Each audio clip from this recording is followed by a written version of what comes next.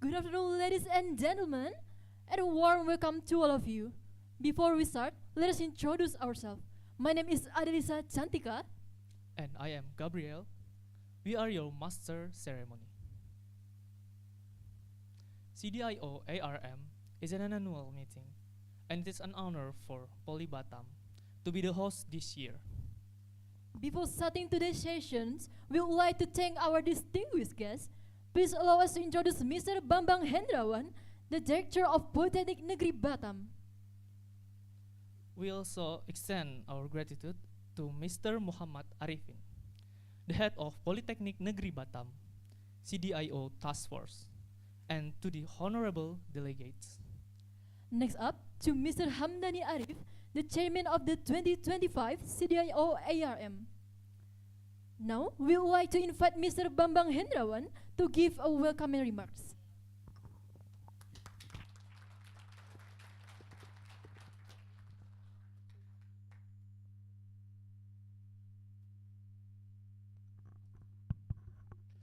Bismillahirrahmanirrahim. Good afternoon, everyone. Ladies and gentlemen, the distinguished guests, I see Prof. Matt Hansen, Miss Helena, Bu Ita, and also Pak Sinmo, the mastermind, I think, behind the gun. And of course, all of the participants, the honorable guests. I see also from the India. This our friends before last year, yeah, in Japan. We met in in same hotel and same trip to go to meeting point in Tower in Japan, yeah. And of course, some from Kazakhstan, the new friends. Thank you very much, yeah. And our close friends also from Singapore, of course, yeah. Not only our leaders, but also our teachers, our mentor, yeah, that coach us also to bring CDIO to our education frameworks. And I saw also from Japan, yeah, the participant from Japan, and of course our colleague from Indonesia, the Polytechnic. I heard also from Polynema, yeah, Polynema, Poly Bengkalis, yeah, and maybe yeah the other respected guests, yeah. First of all, of course, we are very a great honor, very welcome to all of you in this afternoon, yeah, in a warming up event, warming up event before the CDIO Asia Regional Meeting officially opening tomorrow, yeah. We call to CDIO 101, yeah, 101 CDIO, yeah, and we will see and learn, listen from our speakers, yeah, for the next sessions. And I also would like to give special welcome and sincerely apologize because I heard also some participant made the inconvenience process when they are processing entry to Batam in immigrations and customs. Yeah, I'm so sorry for about that. But we already uh, we already coordination with the custom office also. So we hope we can do the event is smoothly until the end. And please enjoy the Batam. Thank you very much. Once again, thank you for your coming here, and let's collaborate. Thank you. Good afternoon. Have a nice day. Please give it to the MC.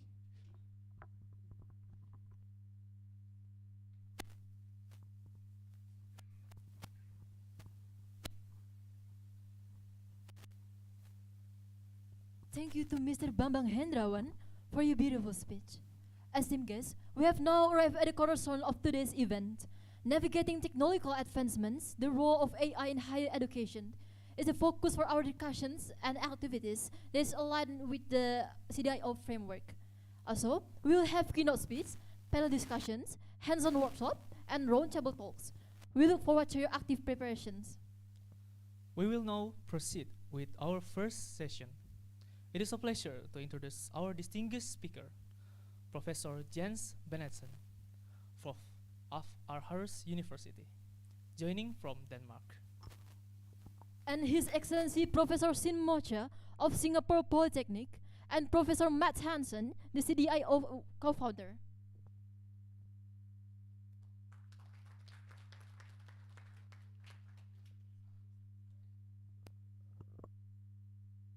Recording in progress.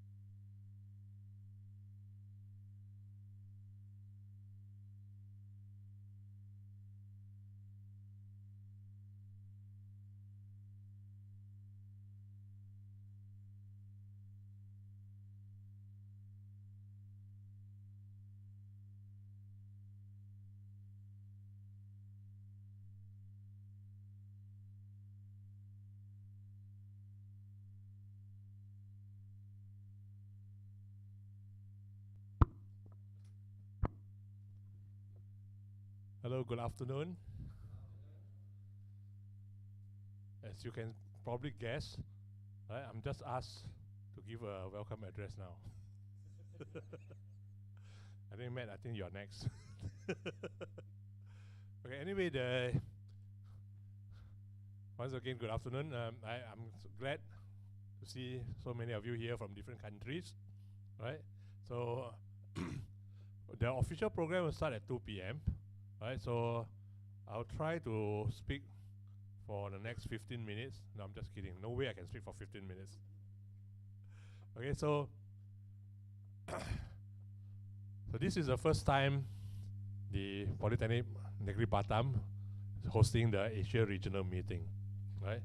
They have been our wonderful partners working closely with SP on several projects, right? So, and I guess proximity plays a very important role as well. We're only 45 minutes away less than 1 hour away from ferry, right? Okay, so so I guess they have put together a very interesting programs for everybody, right? And I hope that you have a good time here. Okay. Now, how many of you are not currently CDIO members? Not currently CDIO members. Okay, show of hands, please. Okay. Not CDIO member yet. Not CDIO member yet, but maybe interested in becoming CDIO member soon. Yes. Oh, that's the strongest. Can I have raise of hand again? All right. One over there. All right. So these are presenters. Yeah. All right. Okay. So this special program was put together is mainly for the benefit of those who are not yet CDIO members but wanted to know more about CDIO, right? So there's been also quite a fair bit of discussions about academics being the biggest culprit contributing to carbon footprint, right? So we are trying to do some of these events probably in a hybrid format. So this is our first attempt, right? So it's really meant for those who are new to CDIO, wanted to know more. So I've arranged for Jens, a good friend of mine from Aarhus University in Denmark. So he'll dial in at 2 p.m. Right, and he will share a little bit. There are some predefined topics for him to talk for about 20 minutes. And after which we will have a local discussion to be facilitated by staff from Poly Batam. Then Jens will come in for another 20 minutes, right, to talk a little bit further about the related topic, but more in depth, and another round of discussion for the next 40 minutes. And he'll come in once again for the last time, right, for another 20 minutes to share yet another aspect of CDIO, and we'll have another discussions, and we'll call it the program for a close. And since we have quite a large number of CDIO collaborators and some who are new to CDIO, and I think what I'm going to suggest is just that feel free to contribute. Right, for those of you who are CDIO members, feel free to contribute your own experience based on the topics that we are going to discuss that will be shown later on. Right, so let's not be too rigid about following the script. So I'm not going to follow the scripts. Right, so let's have interactions, discussions. Right, although the Poly Batam facilitators will be around on hand, maybe to address those who are new to CDIO, but for the rest of you, feel free to interact, to share. Right, this is probably also a good opportunity for you to exchange ideas, exchange contacts. If you have not exchanged name card yet, I don't know how many of you still use name cards or e-cards now. Please do exchange them, right? And reconnect with those you have known, and make new contacts with those you just met today. Right, so I think that's all for me. I think I'm sorry I cannot drag this until 2 p.m. All right, thank you very much. Yes. Right. Now it's my pleasure. I'm going to take over the MC role, can? Yeah. All right. Okay, now it's my pleasure to introduce Professor Matt Hansen. All right. Matt, all yours. Thank you. Thank you so much. So nice to be here. When I came here, I was wondering how many people should attend this nice conference or workshop or meeting, and I realized that it's a big crowd. That's really nice. As I said, my name is Mats Hansen, and I'm coming from Sweden, from Stockholm. I'm working now in Indonesia, here, in Jakarta and in Bali, in one organization called TC. You know, Tsinghua, the university in China, have a Southeast Center in Bali, and United in Diversity Foundation have also created the campus in Kura Kura, Bali.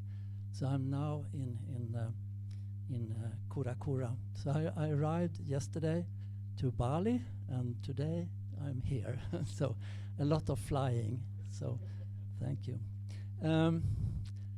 I will have a keynote address tomorrow, and because I think I'm here, I'm working now in Indonesia with the higher education system, but I am the co-founder of CDIO.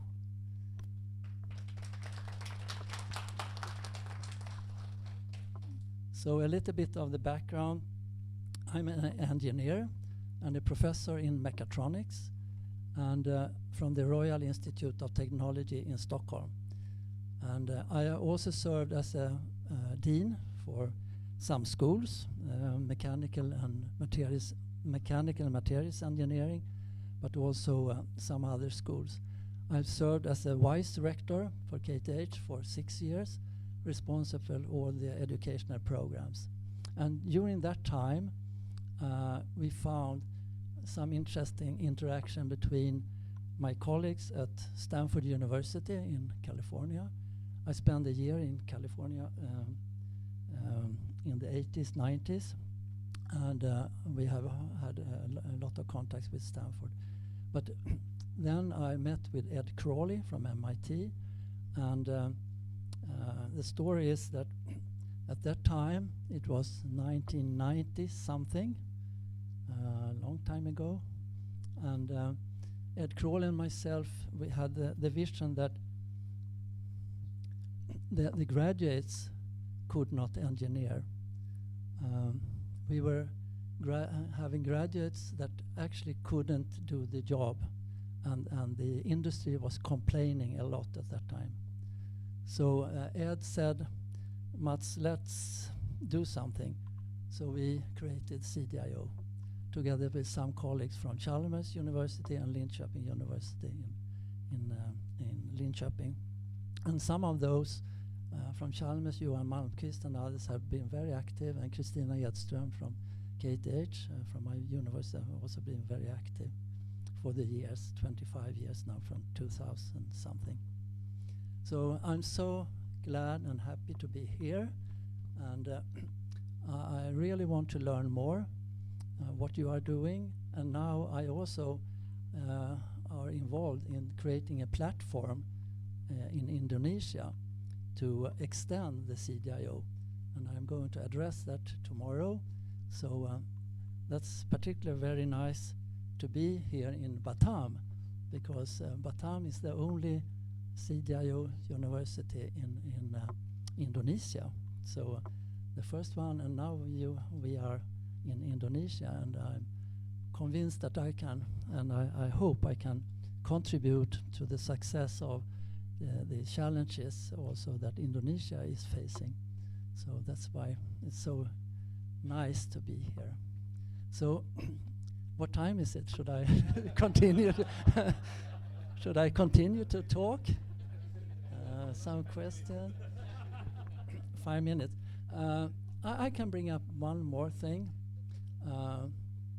because my friends here, Buita and Helene, we had a chat about PBL, and also in the, I was fortunate to get pick up from the airport, and and in the car we were talking about PBL, and for me PBL is problem-based learning, and the PBL could also be project-based learning, but for me it's a project-organized learning. So it's problem-based, project-organized learning. So it's a kind of PBL. And you know, maybe you know that the origin from the PBL, at least, came from Aalborg University in Denmark. So in 1971, they started the PBL in Aalborg, and I myself was a junior lecturer at that time, so I had the opportunity to visit the introduction of PBL in Aalborg at that time.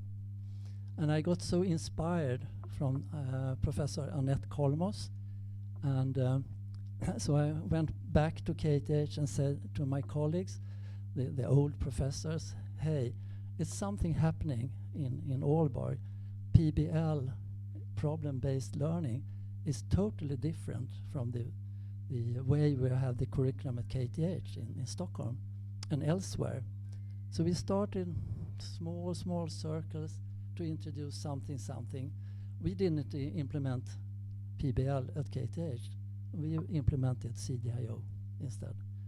But it took from 1970, 75, 80, 85, 90, 95, 2000. It's a long journey. So one takeaway might be, it takes time to make changes.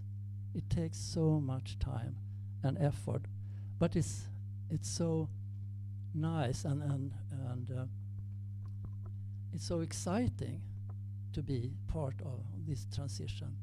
So be eager to transform, and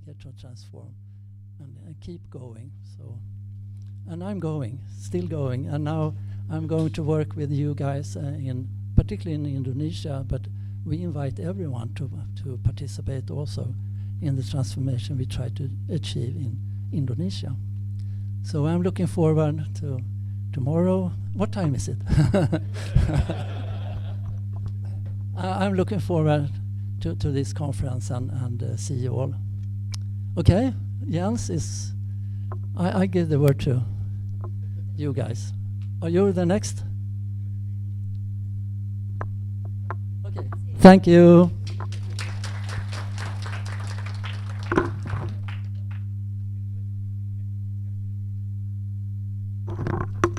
Okay, thank you, Prof. Matt Hansen and Prof. and Pak Sinmo. Anyway, let me introduce my name. My name is Hamdani. I'm the one who, for the past several weeks, emailing you guys and also saving some of you from immigration. Actually not saving. There's some trouble that we are very sorry that happened. Okay, but anyway, because we are still having around 8 minutes, right? Let me just to give you a glance of our program for the next 4 days. So can you please share? Okay. So for today, actually, we are also we've already published the detail of the program for the next 4 days, including this afternoon. So the detail here is actually we are going to provide you the hard copy by tomorrow, because actually today is not the official opening ceremony for the CDIO as well, the big event. So that's why Pak Sinmo is actually quite surprised. Why? I should have given address. Yeah, because I'm giving prank to Pak Sinmo. So that okay, so today is actually not the official opening. So that's why, ladies and gentlemen, Bapak Ibu, we call it in Indonesia, you can just go through to the detail on the website. Today we have scheduled up to 5 p.m. And for tomorrow is actually we are having a lot of ceremonial activities up to 12. And then after that we continue to go for the PBL Expo.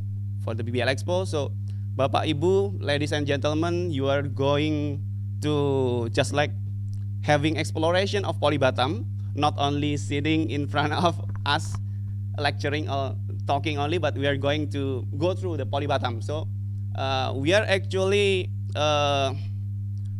having some secret that we are not revealing right now. It is still hiding up behind there, the building. So for tomorrow, hopefully it is a surprise for you. Then we'll go see it by tomorrow. So it's for the second day. And then for the third day, next.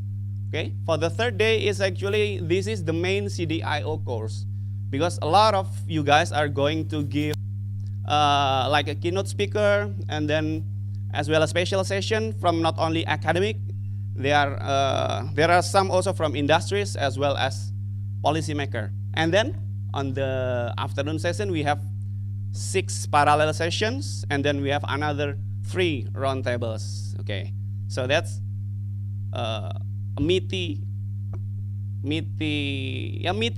of CDIO is going to be happening on the third day. And then the last day, it is on the Thursday, yeah. On the fourth day, on 21st, it is going to be the last day, but it is not, we hope it is not the last of our connection, not end of our connection, because on that last day, we are going to have 4 participants from non-member to present, to join us as a member of CDIO. It is from 4 colleagues from Japan. There are 1 from Japan. Anyone from Japan who is attending already? Yeah. Hello, sir. Yeah. So 1 from Japan, and then another 2 from Malaysia. Anyone from Malaysia who's going to present already here? Okay, Ibu. Yeah. And then another one, the last one, we put it last because it's Indonesian. Yeah. It's from Polytechnic Negeri Malang. Okay. Anyone from Polimaulan? Already here? Yeah, because they're last, so they're not coming yet. Okay. Okay, that's not a problem. Okay, and then beside that, we are still having another, yeah, aside from this presentation, we are going to have Ibu Hilin to give a special session for the last, not the last actually, for the end of the session of the 4th day. Okay, so that's the whole brief information about the 4 days, what we are going to experience. Okay, I'm not opening Q&A, so because it's already 2 p.m. Then let us continue to the hybrid session, and I think the stage is for Pak Sinmo. Is it correct? Not prank. I have no idea. Okay, anyway, since I'm holding the mic, I might as well speak, right? Okay, so welcome to this hybrid session. All right. So as I said earlier, it was meant for those who wants to know more about CDIO. So for those of you who are already very well versed in CDIO, well, we welcome your opinion as well. All right. So let's just play by ear, I suppose. I'll just throw away the script already. Right. Okay. So can you connect me to Jens now? Already? Okay, Jens, can you hear me? Jens.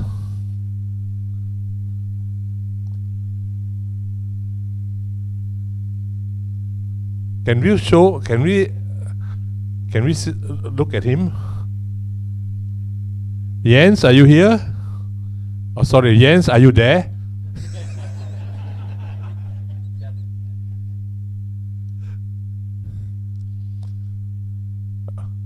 Okay. While we're waiting for Jens to come online, maybe I'll just share with you a little bit of my aspiration after I reach retirement age. I hope.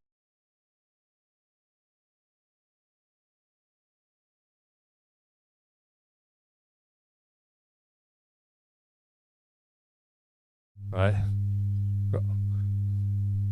Because my wife said that with my look, it's very hard. Unless I put on a mask. And I was wondering what type of mask should I put, Mickey Mouse or Teletubby? Anybody knows Teletubby? Teletubby, yeah? Okay. Hello, Sinmo. Yes, Jens. Is there a way to show your face? Perhaps. No, we can see you now. Everybody, that's Professor Jens Benderson from Aarhus University, Denmark. And very good to see you all. And good morning or good afternoon, as I think it is in your time zone. Is that right? Yeah, 2 p.m. here. 2 p.m. here. Well, it's 9 in the morning here. And the sun is shining, probably not as nice as where you are. But since we're all indoors, it doesn't matter that much. Okay, I think first of all, Jens, thanks very much for spending your valuable time with us this morning. I think it meant a lot for us to at least let us take a look at this is how Jens looks like. All right, so in case you're wondering about all the wonderful things about CDIO, right, some of them come from Jens, right? And so without much further ado, I think I'll just hand over to him for him to take over the session, and I'll just sit back and enjoy the show. Jens, all yours. Thank you. I've tried to share my screen. I'm not sure whether it's actually working on your side. We'll let you know when we see something.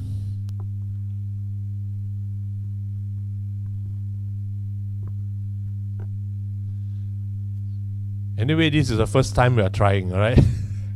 Sure. And as always, there's always technical challenges, as we know.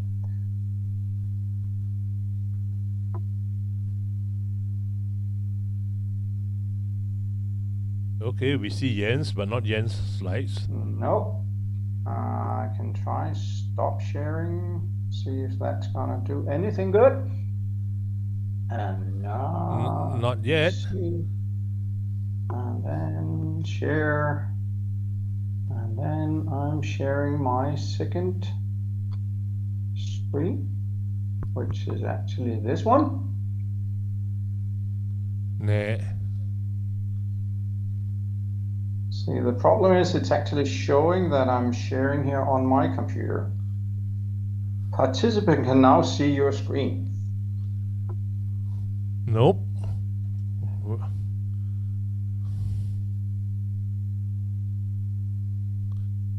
This is just Zoom. Huh?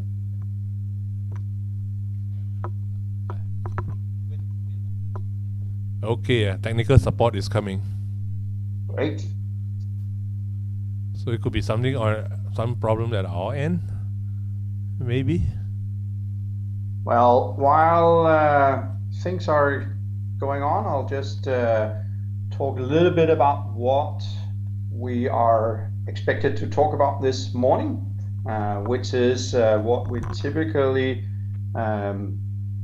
do when we have CDIO meetings, is we try to introduce to CDIO. So this will be a little different because we have tried to make a little more condensed program for you. The first part here will be about today's challenges and how CDIO is meeting them.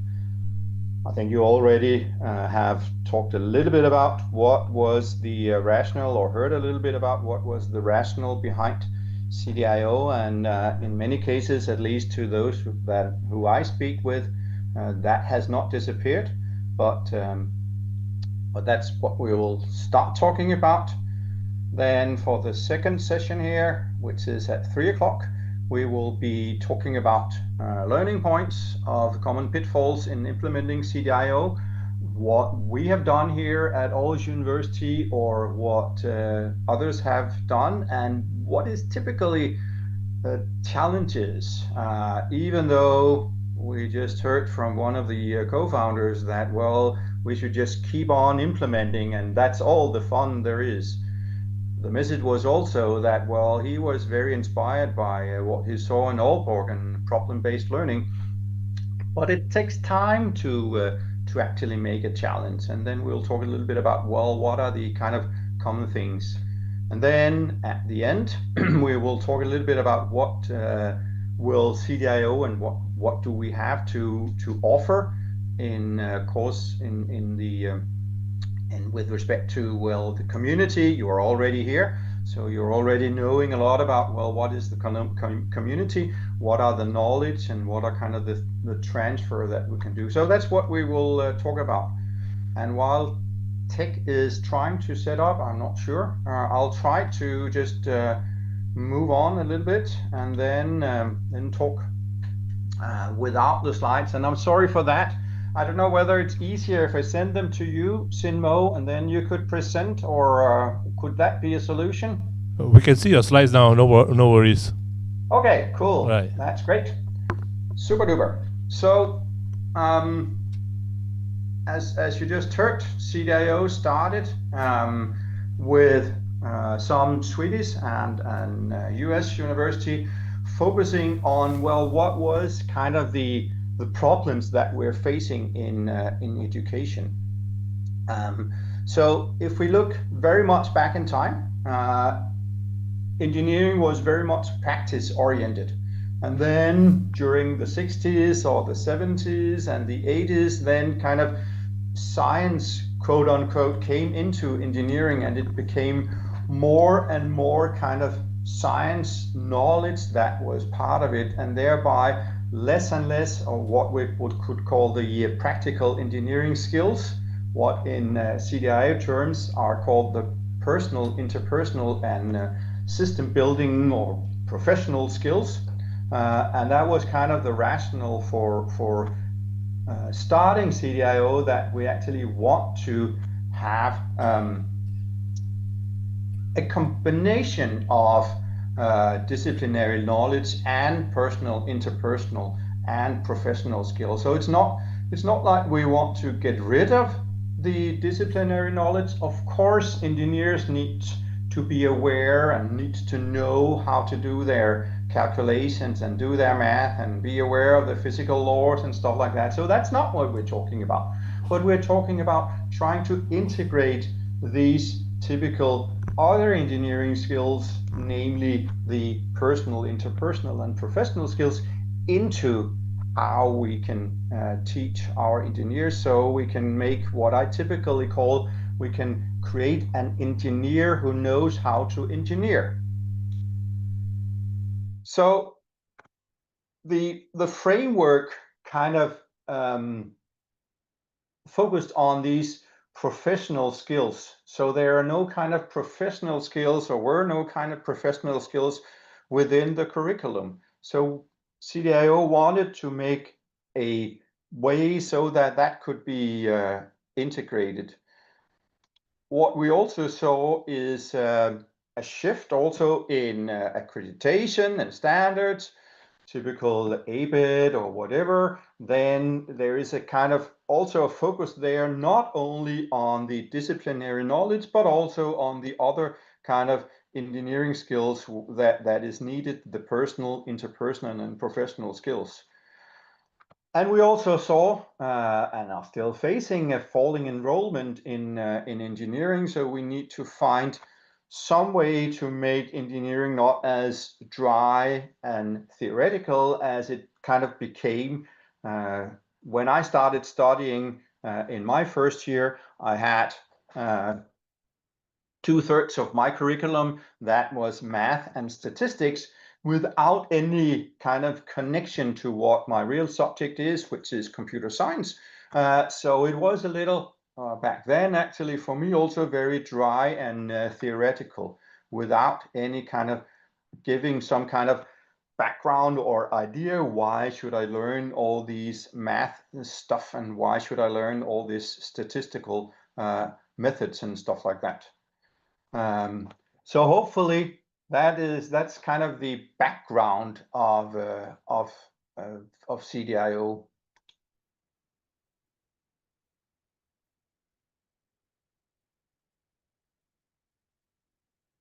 Just trying to move this one over here. Cool. Okay. So what we want to actually do in CDIO, and what we want to have here, is kind of the, as I said, a strong understanding of the fundamentals. We're not throwing out that engineers know all the fundamental stuff. But we also, in addition to that, we also need to have the engineers to have an understanding of, well, what is the design and what are the manufacturing processes? What do we do when we actually start out? How do we do when we are kind of terminating this system that we have built? We also know that engineers are not just by themselves. They are working together with other types of people, people with other backgrounds. So we need to have a more multidisciplinary perspective. We need engineers to be aware of, well, we are working together. We are not just nerds sitting here calculating on that beam or whatever it is. So we need to do that. We also need to be aware that, well, when we are out there, a lot of things are about communicating with other people. So we need engineers to have good communication skills. We need engineers to have good presentation skills. We need to have engineers, a lot of these typical and again in CDIO context are called personal skills, skills where people know well how to behave and what to do, and also interpersonal skills where people know how to communicate with others, how to present, how to write a report, how to write a pitch for their newest idea when they have to go to the board and present what they're going on. So that's something that we need to do. And we also, of course, need to be aware of that what we do have a very high impact on society. So we also need to have engineers who have kind of high ethical standards. So that was kind of what ended up with CDIO. So we should educate students who kind of understand how to conceive, design, implement, operate complex value-added engineering systems. So we're saying, well, it's not just this little thing that you're doing, we're actually within a system, and the system has both kind of the technical part, but it's also a system where there are humans within it. So that's why they're complex. They can be in many places. There can be a lot of complexity in this. And then, as we talked about, well, we typically do not develop systems isolated. We develop them in teams. So we need to have them done in what we call a modern team-based engineering environment. So that's kind of the CDIO value statement here. Educate students who understand how to conceive, design, implement, operate complex value-added engineering systems in a modern team-based engineering environment. So that's what we want to do. And one could say, well, of course, that of course we want to try to do that. So that's not kind of the question, but we need to find ways to support how we can educate those, and that's what kind of CDIO and the CDIO community is all about, trying to support faculty in general, trying to support what I call educational designers, people who are responsible for a program or for several programs, like deans or stuff like that. Give them a way to support how that can be done. You might be wondering why it's called CDIO. So conceive, design, implement, operates. That's kind of the context of the engineering education in this case here. And Ed Crawley, who was one of the others, founding fathers here, said, well, it's what engineers do. We are actually trying to figure out, well, what is it that we want to create? What kind of system is it that we want to create or further develop? We're not just talking about creating from scratch, but in many cases, as you know, we have some kind of legacy systems, or we have some kind of other system that we need to further develop or integrate into this system here. So we want to conceive, which in our case is understand as customer needs, what kind of technology is available, what is the strategy of the enterprise where you are, what are kind of the boundaries that we're within, namely the regulations, what are the plans that we have, both technical, business-wise, and conceptual. So we need to understand that. We need to understand what is it actually that we want to do. And with that understanding, we need to design stuff. We need to make, ways to imagine this system that we're building, ways to imagine how we can implement that system. So you can make plans, you can make drawings, you can make algorithms, you can make models, you can make whatever it is that is trying to or is describing what is going to be implemented. And it's not like, in my case, this sounds a lot like what we call a waterfall development method. So we'll start by analyzing or conceiving in our case, then we'll design, and then we'll try to build it, and then we will actually run it. This is also, again, we're not saying that you have to first do conceive, then you have to design. But this is what we do. These are kind of different ways that we are, as engineers, are thinking. We are thinking in the sense of, okay, I need to understand what it is, and then I need to figure out what it is, and then perhaps that design will lead me back to another understanding. So it's trying to describe those kind of four phases or four kind of stages that we are in when we are trying to create a complex system. Then implement, trying to transform the design into the product or the process or the system. That could be, all that we do here. We have to manufacture something. We have to create some kind of software to that. We have to make sure that it's actually working, so we will test it, validate it. That's kind of what we as engineer are also typically doing. And then at the end, or not necessarily at the end, we need to make sure that what we have actually done is working. So it's operating the system. We need to make sure that it's actually delivering the intended value. We're knowing that, well, when this system is going out of operation, what to do. Here in Denmark, we are setting up a lot of, for example, windmills, and what to do with those windmills when they are no longer in operations. All of these, for example, windmill wings, they have a lot of materials in them that needs to be taken care of and stuff like that. So that's kind of the operate. We need to make sure that the operation, the running of the system is going well, and we need to make sure that the termination of that system is going to perform well. So that's kind of what we do as engineers. So we have these kind of 4 different things that we're focusing upon. And CDIO is not like saying, well, this is CDIO. It's just called CDIO. So we're not prescribing anything here. We're just saying, well, we call this initiative CDIO. So it has nothing to, it's not enough just to say, well, we will focus on conceive, design, implement, operate, to say we are a CDIO education.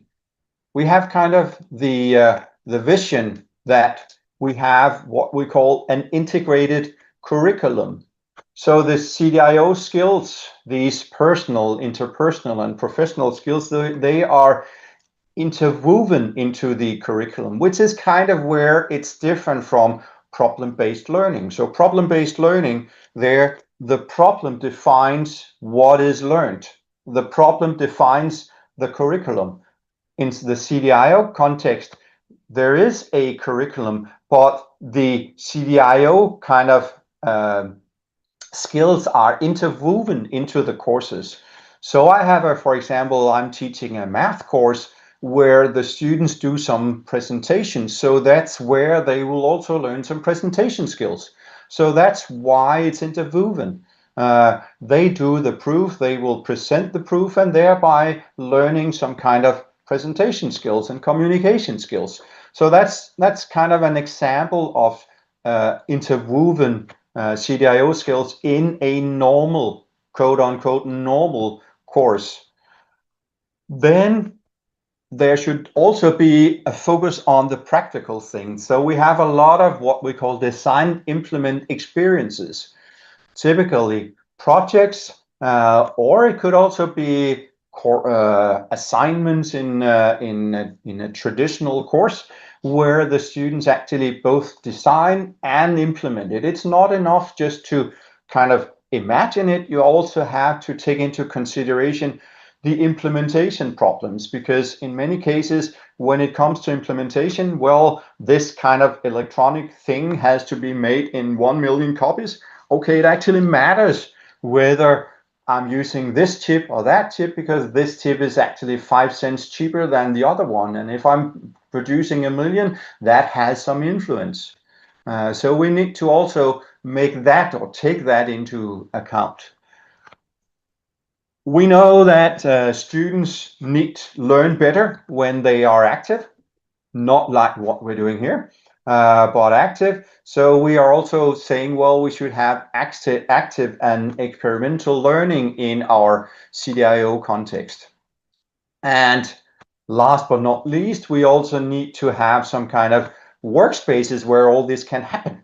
So there needs to be support from the university or the institution to, well, make this happen. So that's kind of the 4 elements that there are. And then last but not least, we need to constantly improve. So there needs to be some kind of robust assessment of the competences for the students, as well as assessing the educational program and evaluating that educational program. So if we take a look on the CDIO principles, we will have these, as I said, technical, which are kind of the core fundamentals. Then we have the personal, the interpersonal, and the CDIO, or what we in many cases call the professional skills. So these are kind of elements that are in a CDIO program. So we will do that, and what we also said, we will teach students how to conceive, design, implement, operate complex value-added engineering systems in a modern team-based engineering environment. And with ethical standards. So they should be mature and thoughtful individuals. So we have the process, that is to make them understand the conceive, design, implement, operate. We have kind of the product, which are in many cases the technical skills that the students are needing. We have the interpersonal things, which is kind of this in a modern team-based engineering environment. And then we also have kind of the student itself, or him or herself. So they are kind of the personal competences that we need. And in a short or in a quick round here, one could say, well, CDIO is this idea of what the engineering students should learn. They should, what I call, become engineers who know how or who can engineer. It's also a methodology trying to describe what you can do. So we'll talk a little bit later about the syllabus and the standards. And thirdly, it's also a community. So you're here. So this is kind of the CDIO community trying to help each other. It's a very, very, very welcoming, very, very friendly community where it is. If we dive a little deeper into the methodology, then as I said, we have the CDIO syllabus trying to describe what knowledge, skills, attributes that the students should possess when they actually graduate. And then we have the standards which are trying to kind of answer how can we make students learn these skills a little better. So we have kind of standards about the curriculum. This standard about this about the integrated curriculum, for example, is a standard. We have some standards about teaching and learning methods. We have some standards about assessment. We have some standards about the competence of the faculty. We have some standards about the workplace. So there are 12 kind of what we call core standards, and then there are some additional standards. Okay, I think I have been talking a lot.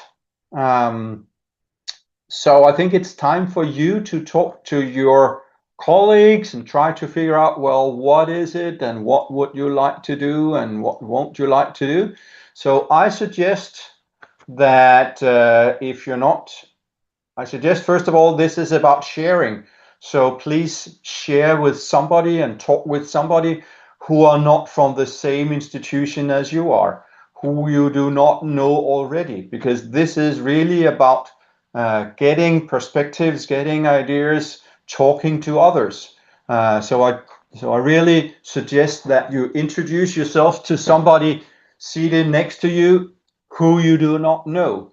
And then try to formulate, well, what do you know about CDIO in a few sentences? And then after that, discuss in groups of 3 to 4 what is kind of your strategic educational challenges when it comes to engineering education. And then I would really like, if you can, share it with on this QR code or on this link that we have here.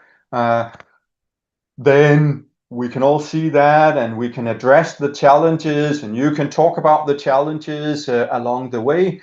And this tool here will also actually, hopefully, make it possible for you to kind of what I call vote on the 3 challenges that you find most important to address. So after the challenges has been kind of collected, then please go in again and then vote not before. And you're more than welcome, of course, to vote on your own, but try to do that. And when you share your challenges, do it kind of individually, because even though I've been talking to the University of Southern Denmark, their challenge might be a different one from what we have here. So I suggest that this is what we do before I kind of come back at 10 o'clock Danish time, 3 o'clock your time. So I hope that's okay. Otherwise, just shout out, drink some tea, or whatever you want to do.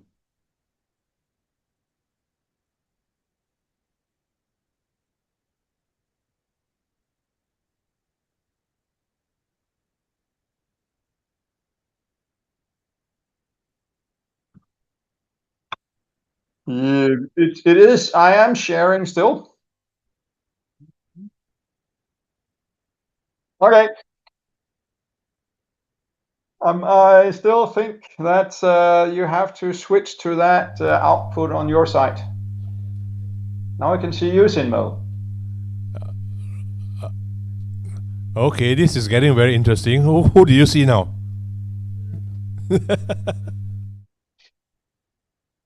Now I see myself and the slides behind me, and now the slides. Cool. I'll just leave the slides running.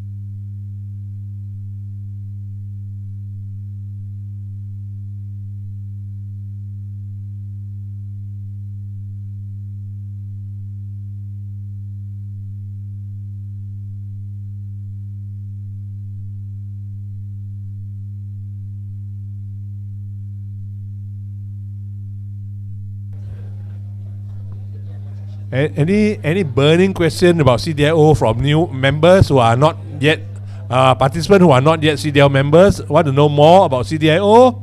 Raise your hand. I will assign participants. They are sitting down here very bored.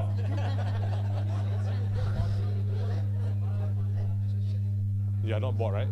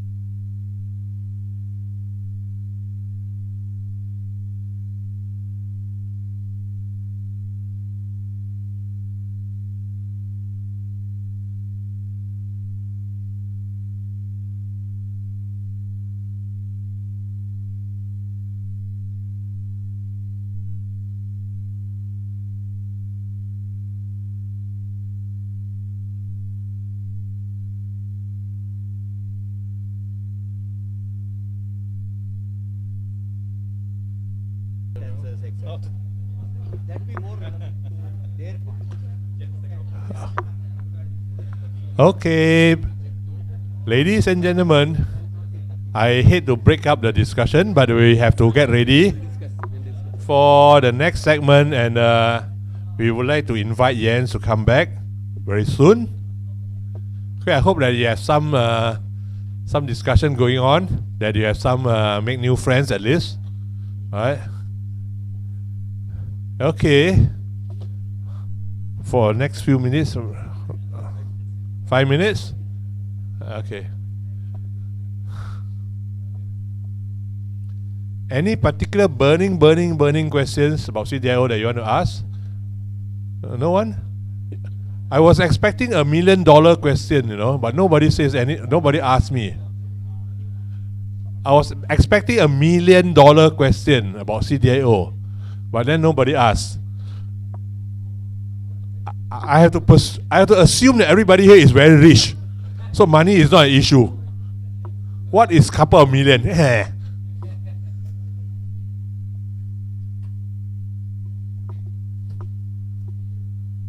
Okay, so nobody have $1 million question. Anybody have $1 billion question? Oh my, now I realize that everybody here is not only rich, they are super rich. Okay, Jens? Jens? You realize that I call you Jens? Yeah, sorry. Problem, no problem. J is pronounced as Y, I don't know why. I don't know why J is pronounced as Y. Yes.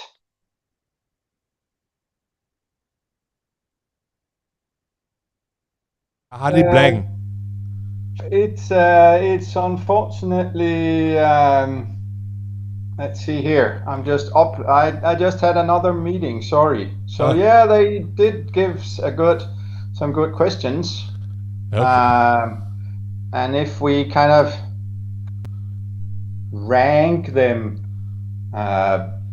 according to points here, so they have also kind of added what they actually think are the most here. So I can hopefully share that. Okay, I'll leave it to you how you want to sequence it because you have a next segment coming up, right? Yeah, that's true. Yep. So okay, so I'll hand over to you first. Thank you. All right, thank you.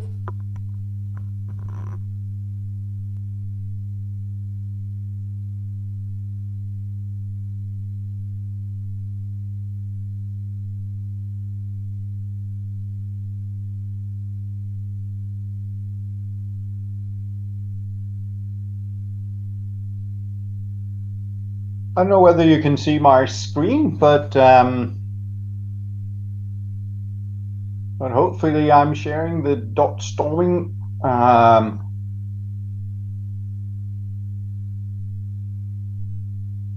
And first, the one that got the most votes was this, now in green, if you can see it. But it's kind of a description of what CDIO is. So it's active project-based learning integrated with other disciplines like personal communication skills, higher ethical values for engineering students, and other kind of challenge here, high fundamental engineering skills, framework that teaches students how to work in teams, values teamwork, and teaches students how to work on team projects, and encourages students to collaborate with key stakeholders and industry partners. So that is in many other kind of ways trying to describe what CDIO is. So if we go into kind of some of the see if we do get here, some of the challenges here. So this, which got 7 votes, integration of engineering and social skills. So yes, that is indeed a challenge. So how can we kind of integrate the skills, what we call personal and interpersonal skills? Some call them what is a term that I really hate, soft skills, because they're definitely not soft. It's, at least for me, it's one of the more challenging parts. So how can we do that? How can we make sure that, and some of the answers to that is, of course, we are trying to make some team-based educations. We are trying to integrate both into the quote-unquote regular courses, but also into these design implement experiences that the students will actually learn, or at least see something about, well, how do they do, and how can they actually become also ethical, responsible engineers. And you can do that in many shapes and forms. Design implement experiences like projects are kind of the big thing to do. You can also, in more simple courses or traditional courses, you can implement different active learning activities where the students actually do something.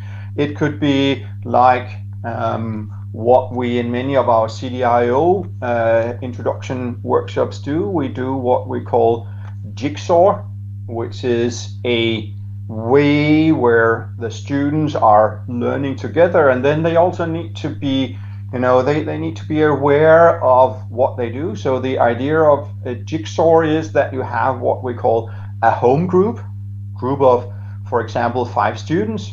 They have a problem. They need to learn, let's take the CDIO standards.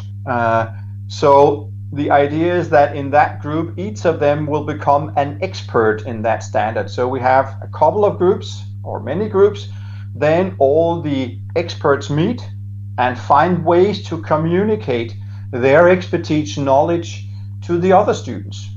And then they come back after they have found ideas and ways to kind of communicate and teach the other students, talk to the other students about this area, smaller area of expertise that they need to have. And then they kind of go around in their home group and trying to do that. So that's another way of trying to integrate social skills into a given course. So if you have, like, say, this day's curriculum, you could say, I know that there is a certain amount which is very difficult. Then you could slice it into some pieces and then have the students study it very carefully, one piece, and then they will teach the others that piece in their home group. So that's another way of trying to integrate social skills. Make sure that the students are actually collaborating. A third way could be that the students are giving what is known as peer feedback on other students' exercises. So if you have some kind of rubric that describes, well, what should this the answer to this exercise look like, and then you can ask the other students to evaluate that answer that the student has give on that rubric, and then by that have to again communicate in a professional way. Well, how do we do that? And one of the things that I typically find difficult is to have the students differentiate between professional communication and their personal or friend to friend communication. So when they give some feedback on another student's product or another student's process or another student's system, then they're professionally critiquing that. And that you have to teach the student very carefully that, well, there is a difference between professionally critiquing and giving good advice and being a good friend with this one. Because when I'm a friend, we talk differently. So that's a way to do it. Then students do not fully understand the role of engineers in society. No, that's true. When you Google engineer, you'll typically find 1 million pictures of people with hard hats on, which is probably not what engineers are doing. So finding ways to do that. We typically have, or many schools have, an introductory small project that the students do in their first semester, which is all about seeing the conceive, design, implement, operate in action. So they will do something. In many schools, it could be something that is also related to something in their local setting or something like that. So there are many ways to actually hopefully try to slowly but surely evolve the role of an engineer so that they could know about that. And then this poor collaboration between academia and industry, yes, that's definitely also an issue. Many CDIO institutions that I know of, they have advisory boards where industry are discussing, well, what is it that needs to be done, and what is it that the student should actually know. And again, choosing the members of that advisory board in a wise manner is also important, to have them actually give some valuable feedback. In our cases, many of the kind of activities that the students do, that's done in collaboration with the industry. In several of our engineering programs, the students have a half a year of internship, so that's where they do it. And then also with respect to collaboration, we have that we're fortunate that it's actually we have a lot of research projects that is also going on where industry are partners. So they will give some feedback there. But most important is kind of the internship, where we will talk also to industry and hear, well, how do they see our engineers? So that's another way of doing it. So I do know that there are a lot of challenges. There are a lot of things that needs to be done, and it's not going to happen overnight. It's actually going to happen along the way. But let's delve a little bit into the pitfalls when you actually implement CDIO, which is what we are talking about or have been talking about, just about, well, what can you do? So let's see, and let's be clear that CDIO is not, it's not a pedagogy. You can do, you can teach, you can make your learning work whatever is best for you. So it's not required that you do something in a specific way. There are, of course, some kind of characteristics here, because as we talked about, CDIO is about active learning. So you need to be aware that, well, that's, if you call that pedagogy, yes, that's part of CDIO.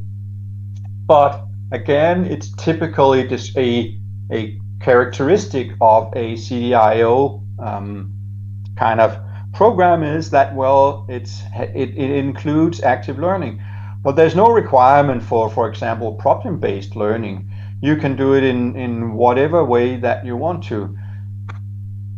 Some say, well, we should start with the concrete and then abstract and make the students understand the rules or the theoretical stuff. Other things that, well, we should start with the theoretical stuff and then give some examples and have the students work on those different theoretical things and then come to the concrete. This is what is known as Kolb's learning cycle. So you can either start with the concrete, making some experiments and then abstract, or you can start with the theory and then kind of make examples of the theory to make it concrete. And there's no kind of description in CDIO that you should do one or the other. It's up to you. It's not a prescription. So there's no kind of, well, you have to do like this.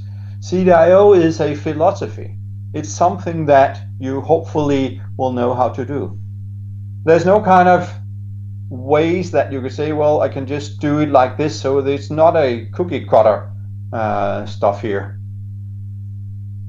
And then from the more kind of administrative or high-level viewpoint here, it's not a certification. You can call your program or your institution, well, we are compliant with CDIO no matter what you want to do. Typically, what people are doing is, well, we have these standards which are kind of describing the philosophy of our program, and they are kind of shown in our program, and we'll get back to those standards in a while. And then that's it. But it's not a certification, and it's not automatically leading to accreditation. We have many kind of examples of people who have been in CDIO and who have been working with CDIO who say, well, there is a very nice fit with the different accreditation criteria, but there's no criteria here. You can call your education CDIO as long as you are doing that. It's fine. There's nothing. The CDIO community is not checking. We're not giving out certifications. We are not doing anything with respect to that. Of course, we have some tools that can help you in doing CDIO, but that's another story. We are not kind of making sure what it is. So I asked ChatGPT this morning, what are kind of the common pitfalls that you have when implementing the CDIO approach? And then I'll get back to mine later on. And of course, there are good and bad parts of this answer. A couple of things that I think needs to be highlighted. That's actually the thing that I found the most difficult is actually answer number 7, faculty readiness. So there's a long tradition, there's a culture of how you actually teach or how you create your programs in your institution. And that culture, so what we're talking about here is a culture change, a culture evolvement, not kind of a radical change, but a culture evolvement. And that's something that is extremely difficult. It's not just, as it said here, teachers who are kind of the challenge here. It's actually also our students, because our students have a very, very strong understanding of what teaching and learning is. I once was out there interviewing a lot of our students if they should kind of tell me what is teaching in a couple of sentences. It would look like what we're seeing now. It's a lot of students facing a blackboard or a whiteboard or projector, and a teacher standing there telling them what to do. So they have a very, very strong expectations to what is going on. So that's also a very, very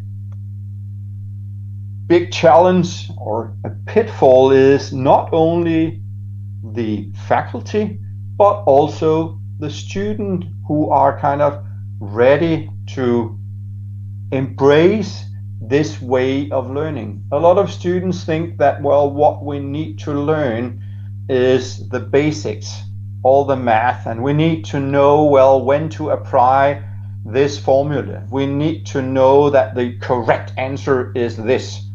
And being an engineer, there is a lot of uncertainty. Learning is not something that can be given to you. Learning is something where you participate. That's why there is a difference between the term learning and teaching. Learning is taking place by the students. And the students need to be aware that, well, this is it. So make sure that your students know that, well, they have a role in their learning. In our faculty, we tried to describe what are the expectations for the learners or the students, the faculty, and the organization. And we did that as an ongoing work a couple of years ago. And then that ended up in a description of, well, what kind of responsibilities will the students undertake? Their responsibility is to make sure that they actually actively engage in their learning. It's their responsibility to make sure that they actually engage with their fellow students. It's their responsibility that they actually engage in the evaluation and continuous improvement of the teaching and learning of that. The faculty, of course, has a responsibility of being super highly subject experts. But apart from that, they also have the responsibility of knowing what is going on in the other courses that the students are actually following. So there is a lot of, in that respect, need of ensuring that, well, we know what our responsibility is in that role. So make sure that when you start, if you want to start, then do it slowly. Perhaps make a couple of test cases where you do that in one program or another program, not the entire university, blah, blah, blah. If there is a big shift if you look on the 12 standards and what is actually going on in your institution.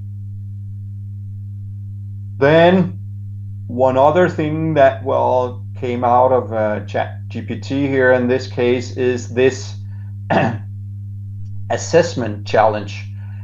What we do is make sure what CDIO kind of focuses upon is what we could call constructive alignment. Well, there are learning outcomes, there is an examination way or assessment way, and then there are the actual teaching and learning that is going to take place, and these needs to be aligned.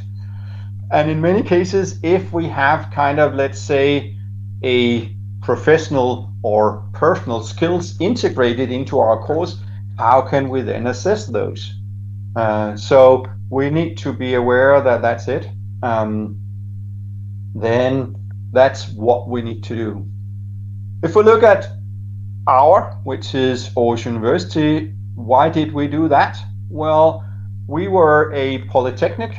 We started out in 1915, called the Aarhus Engineering College. And then there was a university reform here in Denmark, so we should merge with Aarhus University, and that was decided upon in the late 2009. And then we needed a way to describe and talk about teaching. So we were looking and we found CDIO and said, well, this is somewhat compliant with what we do, and it gives us a framework to talk about teaching. So now we have a nice framework where we can actually talk about teaching, and we can actually also talk about the outcomes of our teaching. What is it that what we call professional bachelors, these bachelors that have the capabilities of being an engineer who knows how to engineer. So that was why we decided to engage with CDIO. What did we do in the beginning? Well, we attended some of the CDIO meetings and got more acquainted into CDIO, and then we did what is known as a CDIO self-evaluation. That is trying to describe what are we doing, how do we see ourselves with respect to these 12 standards.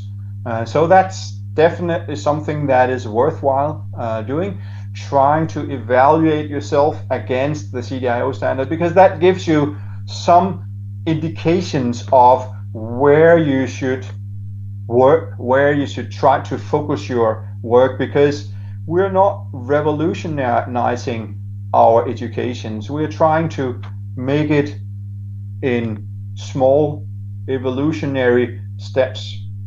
And then in our very local case here, we do have 100 kilometers from where I'm sitting.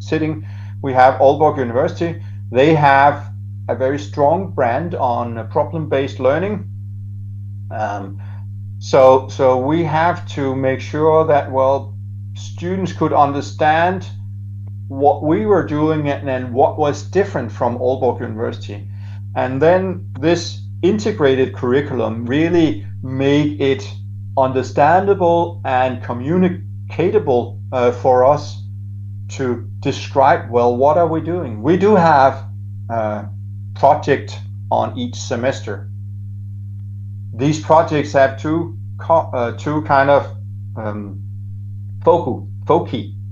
First of all, they should give, of course, some of the professional and interpersonal and personal competences like projects normally do.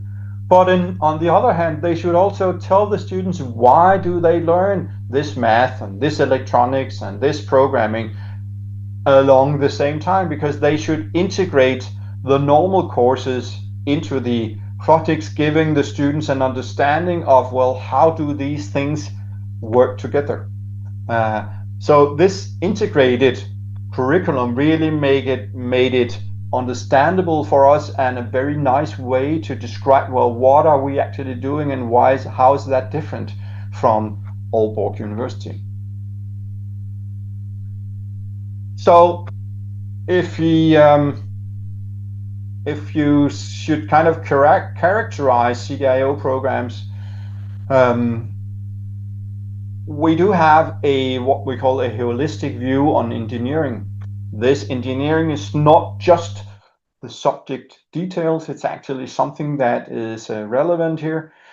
We do have detailed program with learning outcomes. So it's very important to describe what is it that the students is actually expected to learn from this course, and then make assessment that is actually assessing those learning outcomes.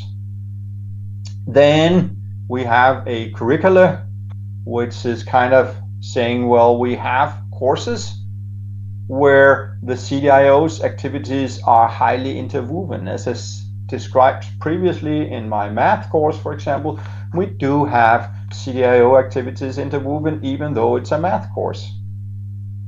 Then we have several student design build projects. So they will design something and they will build it, making sure that they both understand the problems when designing, and also understanding the problems that you typically face as an engineer when you have to make sure that things are integrated. Since things are implemented. Then we have this integrated curriculum where they also learn professional skills. We do focus on teachers, and the teachers need at least two kind of competences or competence areas. They do need to be subject experts. So the students should know that, well, the teacher is actually a subject expert, but they also need to have a good and solid pedagogical competence, so that they actually are aware of, well, what we do as teachers is helping or supporting the students' learning and finding ways to support that best. And that kind of encounters that we have active and experimental learning in many of our courses. So that's kind of the program, the people who are delivering it, and then we have the system around it. So the system around it needs to be made in a way so that we have this quality improvement process.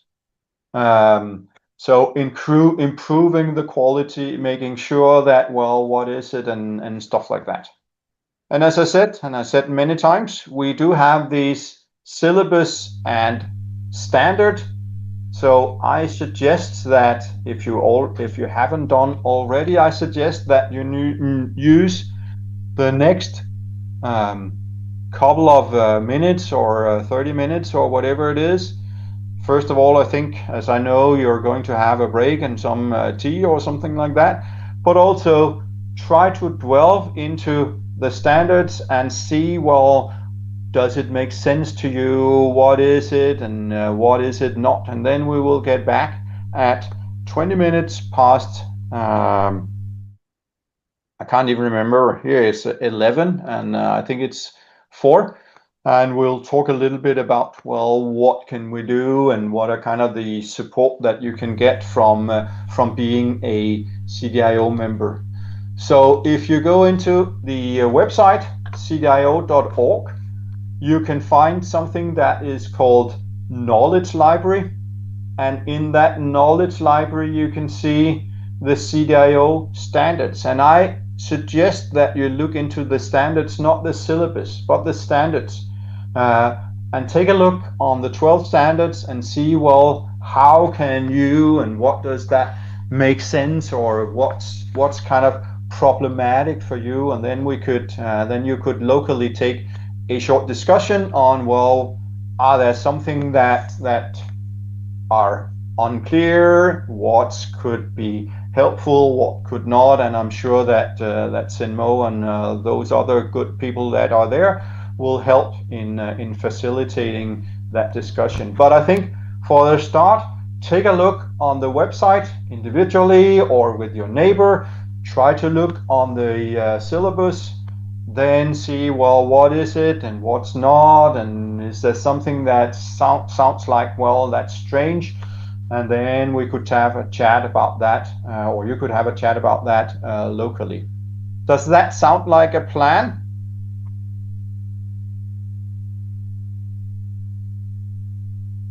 That was a question for you, at least you, Sinmo. Yep. Yeah, that's one way we can move forward. So okay, I think the participants they're all looking forward for coffee already. Yes, sure. Yeah. Okay. Sorry. Yes. By the time it gets to you, I think it's already cold already. So we're not gonna ship it to you. All right. Nope. Okay. Cool. Thanks, Ian. I'll come back again. I have my own coffee here. All right. Okay. So see you in a while. He has shown us his coffee, so there's no reason why I should stop you from having coffee. All right. So the initial plan is to do work first, then have coffee. So that's no longer workable, right? So we will have coffee first, and then we'll do work.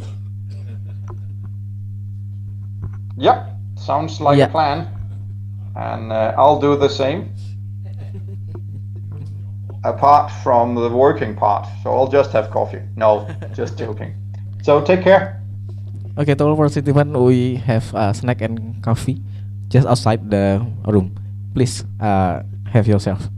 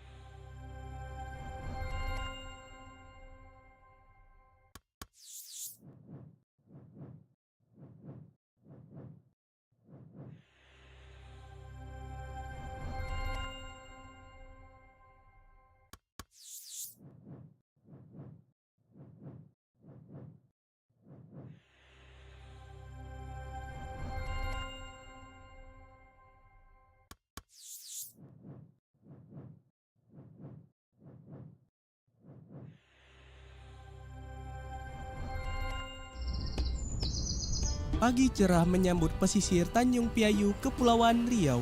Angin laut menggoyang daun kelapa, ombak kecil menggunung pelan di tepi pantai. Di tengah keindahan itu, seorang wisatawan asal Afrika Selatan, Kwaza, menyusuri garis pantai. Ia menikmati semilir angin tropis hingga langkahnya terhenti. Kakinya menginjak sesuatu yang keras dan licin. Dengan rasa ingin tahu, ia membungkuk dan mengambilnya.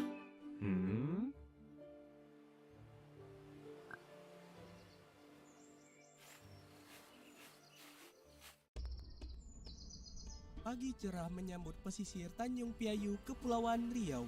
Angin laut menggoyang daun kelapa, ombak kecil menggunung pelan di tepi pantai. Di tengah keindahan itu, seorang wisatawan asal Afrika Selatan, Kwaza, menyusuri garis pantai. Ia menikmati semilir angin tropis hingga langkahnya terhenti. Kakinya menginjak sesuatu yang keras dan licin. Dengan rasa ingin tahu, ia membungkuk dan mengambilnya.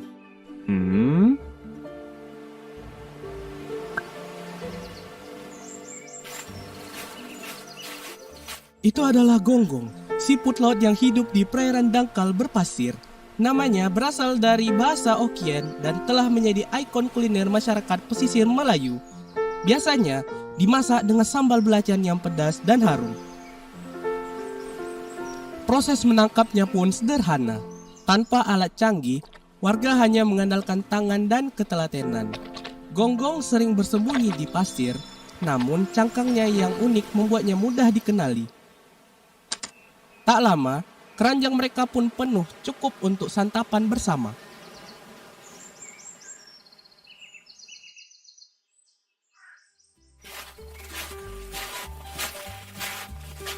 Di rumah warga, gonggong dibersihkan dan direbus. Aroma sambal belacan memenuhi udara, menciptakan sensasi kuliner yang khas. Bagi Kwaza, ini lebih dari sekedar makan. Ini adalah pengalaman budaya.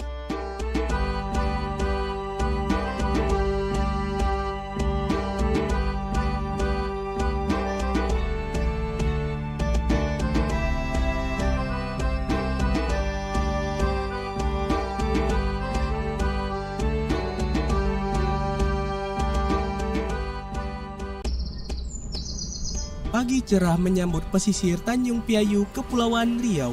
Angin laut menggoyang daun kelapa, ombak kecil menggunung pelan di tepi pantai. Di tengah keindahan itu, seorang wisatawan asal Afrika Selatan, Kwaza, menyusuri garis pantai. Ia menikmati semilir angin tropis hingga langkahnya terhenti. Kakinya menginjak sesuatu yang keras dan licin. Dengan rasa ingin tahu, ia membungkuk dan mengambilnya.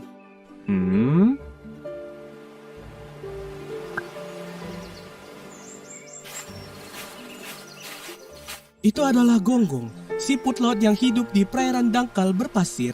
Namanya berasal dari bahasa Okien dan telah menjadi ikon kuliner masyarakat pesisir Melayu. Biasanya dimasak dengan sambal belacan yang pedas dan harum. Proses menangkapnya pun sederhana. Tanpa alat canggih, warga hanya mengandalkan tangan dan ketelatenan. Gonggong sering bersembunyi di pasir, namun cangkangnya yang unik membuatnya mudah dikenali. Tak lama, keranjang mereka pun penuh, cukup untuk santapan bersama.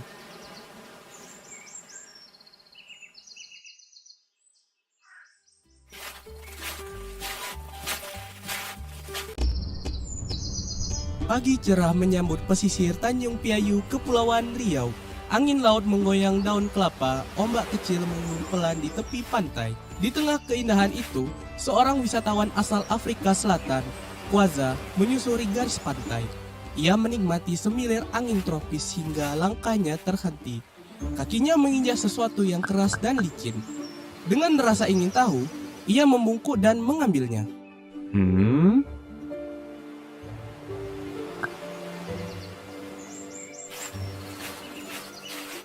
Itu adalah gonggong, siput laut yang hidup di perairan dangkal berpasir. Namanya berasal dari bahasa Okien dan telah menjadi ikon kuliner masyarakat pesisir Melayu. Biasanya dimasak dengan sambal belacan yang pedas dan harum. Proses menangkapnya pun sederhana. Tanpa alat canggih, warga hanya mengandalkan tangan dan ketelatenan. Gonggong sering bersembunyi di pasir, namun cangkangnya yang unik membuatnya mudah dikenali. Tak lama, keranjang mereka pun penuh cukup untuk santapan bersama.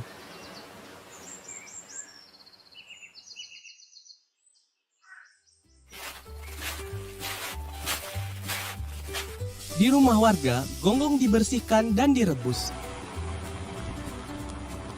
Aroma sambal belacan memenuhi udara, menciptakan sensasi kuliner yang khas.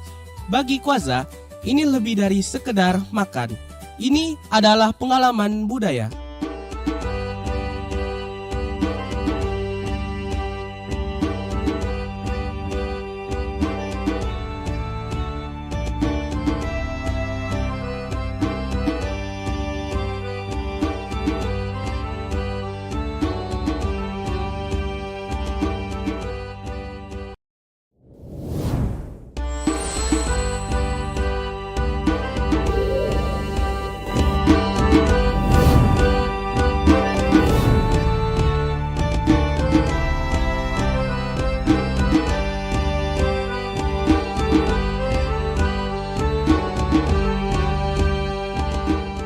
Tari Persembahan is a traditional Malay dance from Riau and Riau Islands, performed to welcome important guests. The dance is performed by 5 to 9 dancers, usually in odd numbers.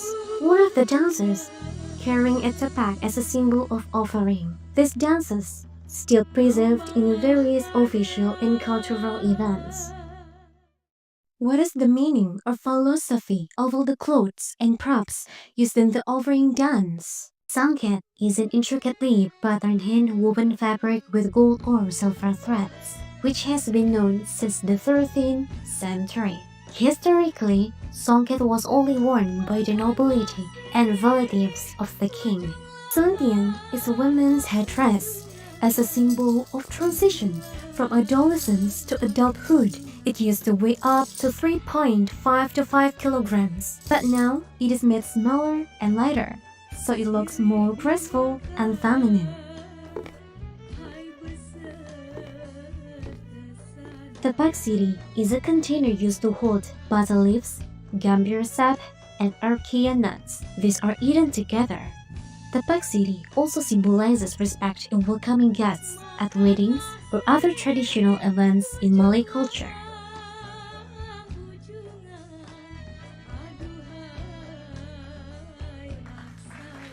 Though behind every tradition holds a deep story and philosophy, the clothing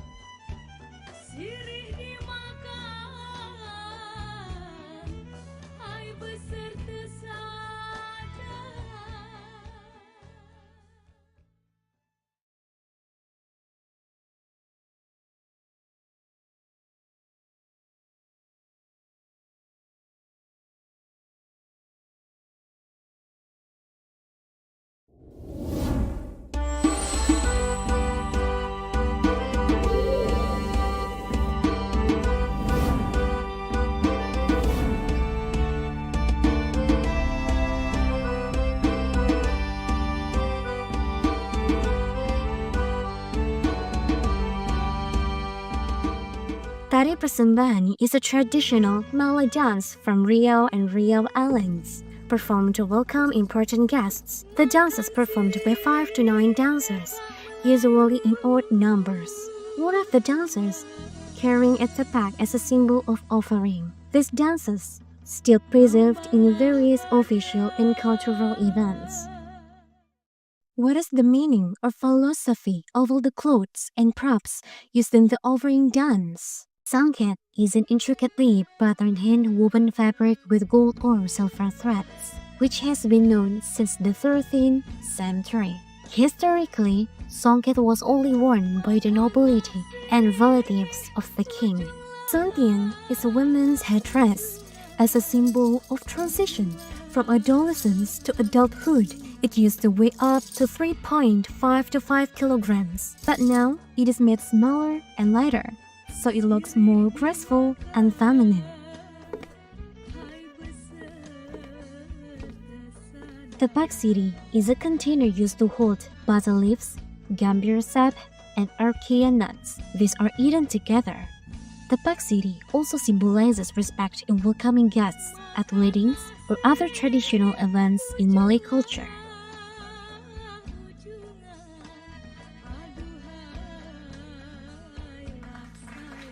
The behind every tradition holds a deep story and philosophy. The clothing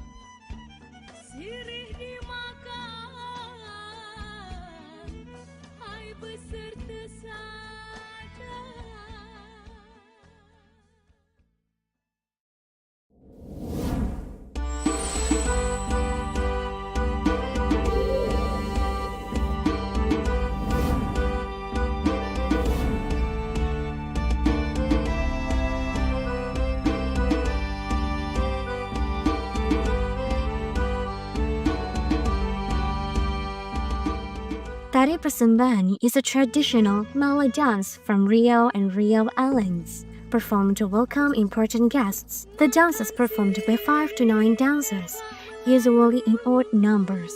One of the dancers carrying a tapak as a symbol of offering. These dances still preserved in various official and cultural events. What is the meaning or philosophy of all the clothes and props used in the offering dance? Sangket is an intricately patterned hand-woven fabric with gold or silver threads, which has been known since the 13th century.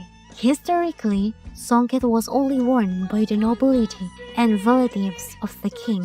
Sangtian is a women's headdress as a symbol of transition from adolescence to adulthood. It used to weigh up to 3.5 to 5 kilograms, but now it is made smaller and lighter, so it looks more graceful and feminine.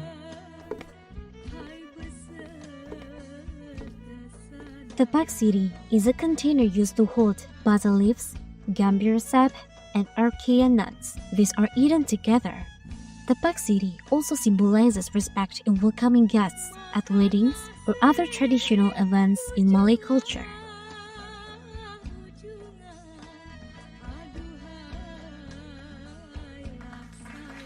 The behind every tradition holds a deep story and philosophy. The clothing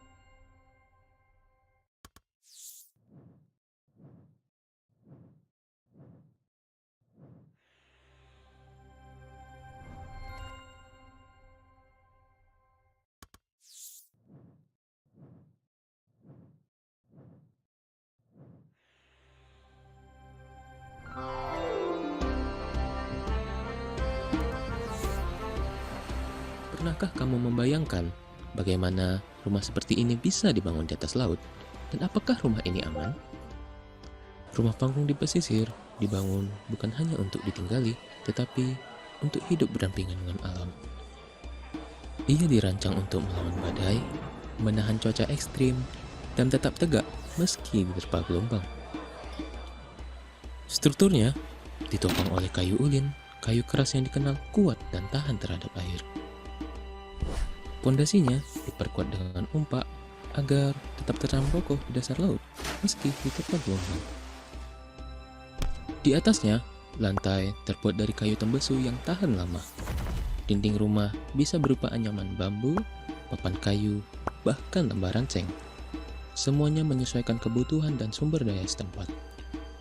Di bagian atas terdapat ventilasi silang, desain sederhana yang cerdas, membantu udara bersirkulasi dengan lancar, menjaga ruangan tetap sejuk meskipun cuaca di luar sedang panas. Atap rumah ditopang oleh balok-balok kayu yang dirancang kuat, siap menahan angin laut yang kencang. Dengan pondasi kuat, material tahan air, dan sirkulasi udara alami, rumah panggung menjadi tempat tinggal yang kokoh dan nyaman. Rumah panggung bukan hanya sekedar tempat berteduh, ia adalah warisan budaya dan pengetahuan lokal, hasil dari generasi yang belajar langsung dari alam.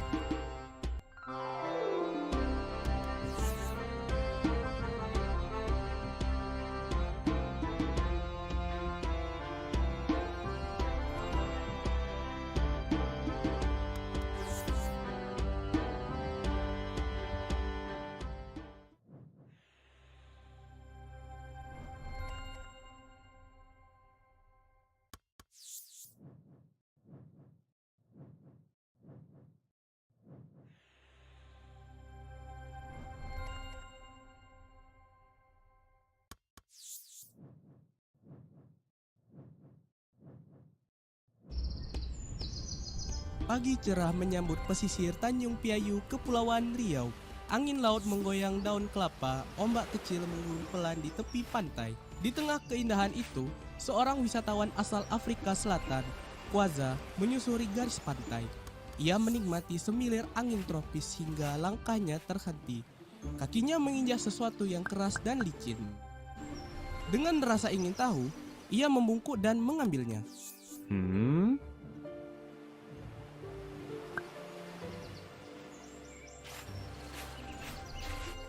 Itu adalah gonggong, siput laut yang hidup di perairan dangkal berpasir.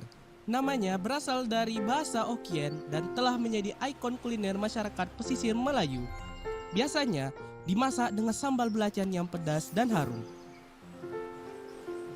Proses menangkapnya pun sederhana. Tanpa alat canggih, warga hanya mengandalkan tangan dan ketelatenan. Gonggong sering bersembunyi di pasir, namun cangkangnya yang unik membuatnya mudah dikenali. Tak lama, keranjang mereka pun penuh, cukup untuk santapan bersama.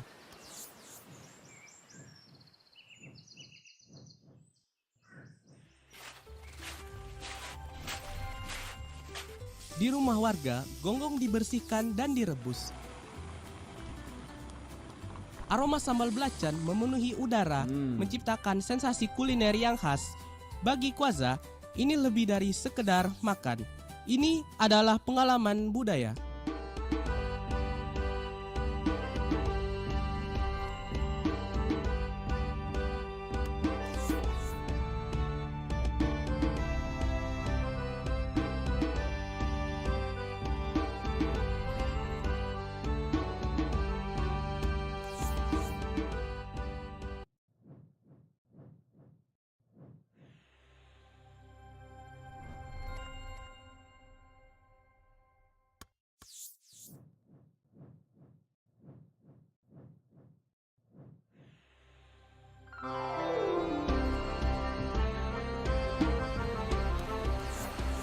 Pernahkah kamu membayangkan bagaimana rumah seperti ini bisa dibangun di atas laut?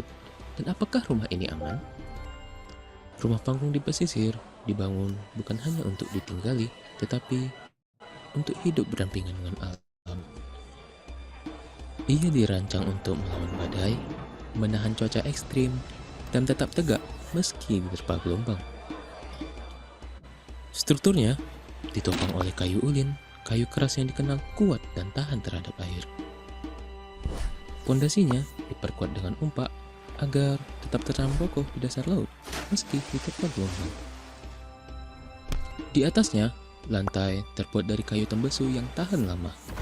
Dinding rumah bisa berupa anyaman bambu, papan kayu, bahkan lembaran seng.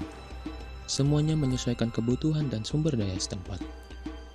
Di bagian atas terdapat ventilasi silang, desain sederhana yang cerdas, membantu udara bersirkulasi dengan lancar, menjaga ruangan tetap sejuk meskipun cuaca di luar sedang panas.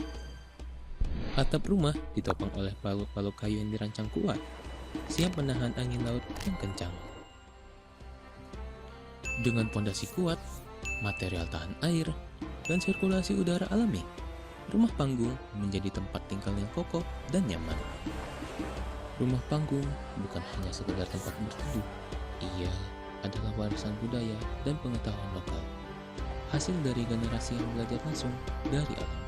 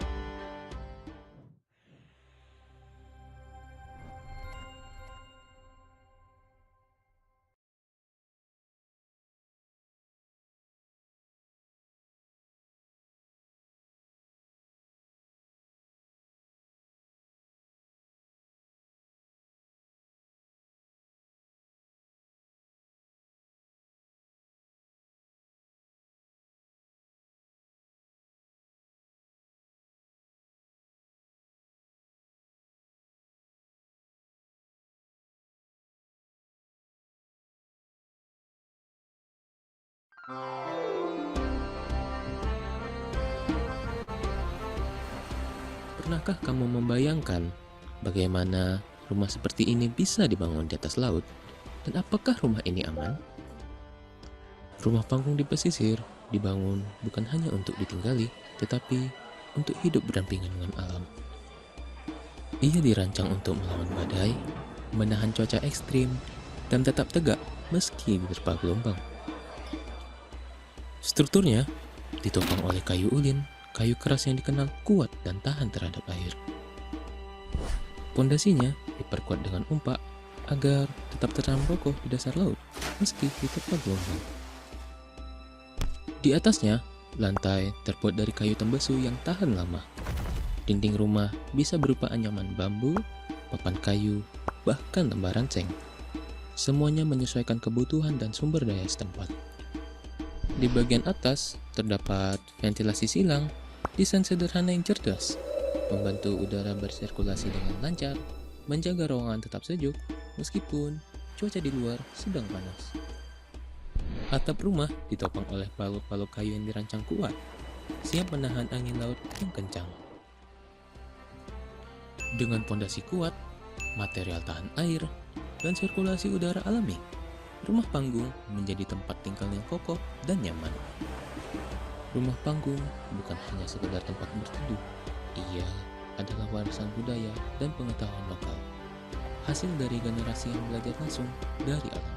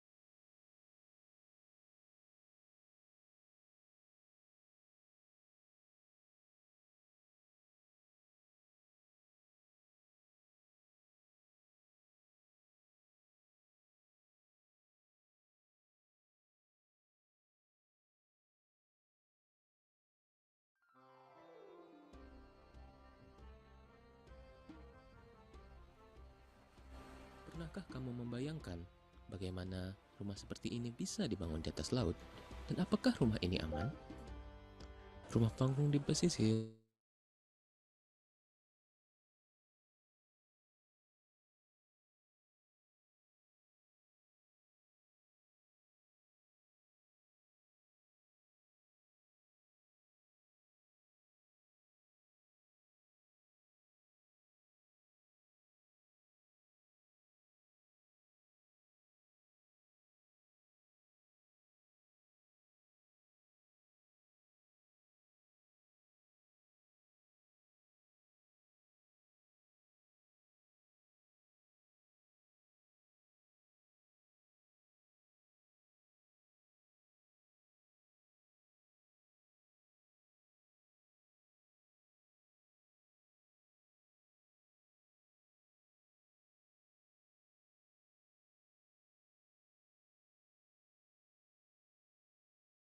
CDIO members.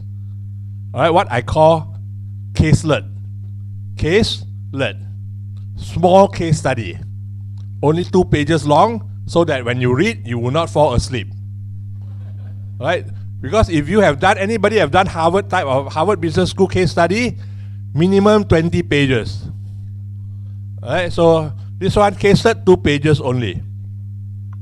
Alright, so first of all, I'd like to acknowledge the institution who contributed the caselet. Alright, some of them are here, some of them are not here. Alright, so now the one that you'll be handed out to you, alright, comes from, now there are some of them who sent to me, but it's not included in the pile. Alright, I think USEP, okay, USTP, TP, alright. Okay, so USTP from Philippines is one of them. Alright, Joey is here. Can you just stand up? Thank you very much. But hers is not inside the pile. Okay, alright. The university who is contributed and not here, Chulalongkorn University, Thailand. Hokkaido Information University, Japan. Taylor from Malaysia. Wayne University, Vietnam. Raja Mangala University of Technology, Tanyaburi. So not here. Alright. So the one who is here, alright. Can you please stand? Please stand. Luitan University. Alright. And of course SP.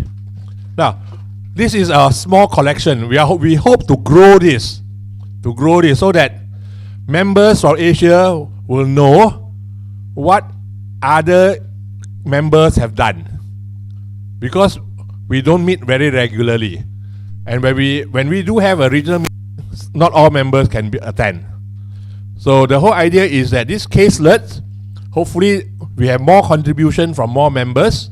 Right, it will be put into the SP website, hosting available free of charge for everybody. Right, then you can see what are some of the changes that's been made by other universities, and hopefully it will resonate with you. You might find them useful. Right, now before we get there, then there's a very long way to reach there. What we have, I would like to share with you today.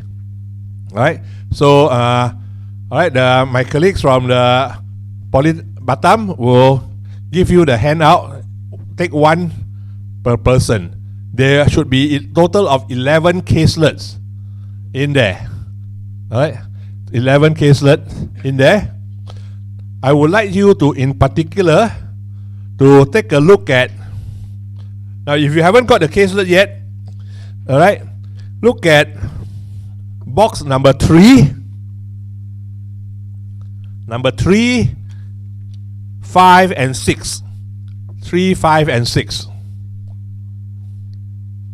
Alright, there's each caselet has 2 pages. Right, it's one-sided. Right, so you should have total of 22 pages. That's a lot of trees that we've just killed today. Alright, so make sure you put them in, make sure that the sacrifice of those trees are worth it. Right? Ambil semua. ambil semua. Sorry, that's Malay.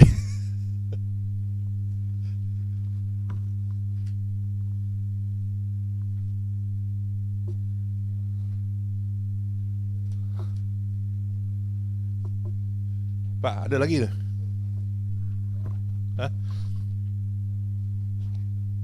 Ada lagi yang tak datang lagi? Ada tak? Yang belum datang lagi? Ada belum datang, simpan lah. Simpan lah.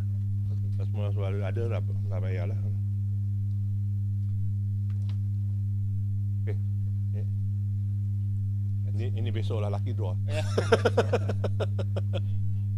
Lucky draw.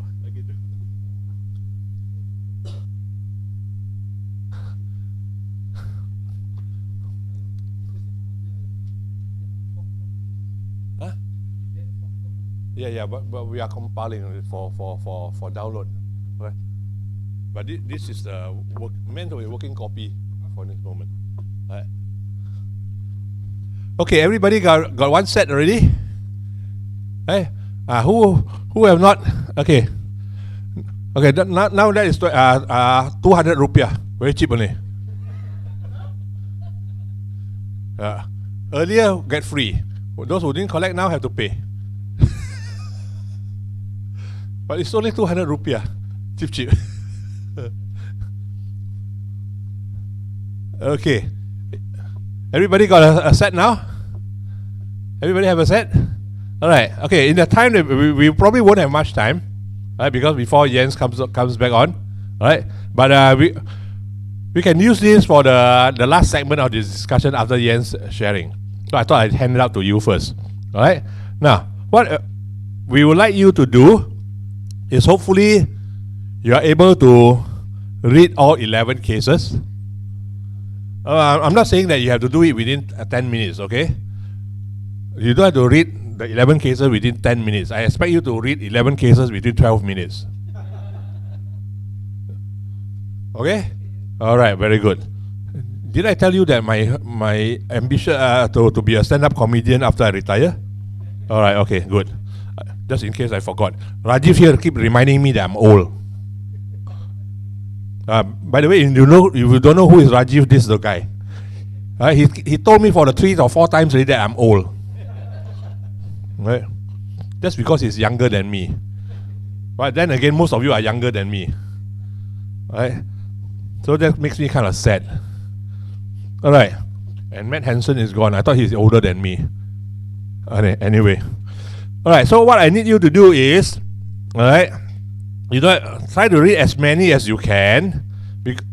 Alright, basically there are, if you look at any caselet, they are all together, other than the basic information, right? There are 7 boxes.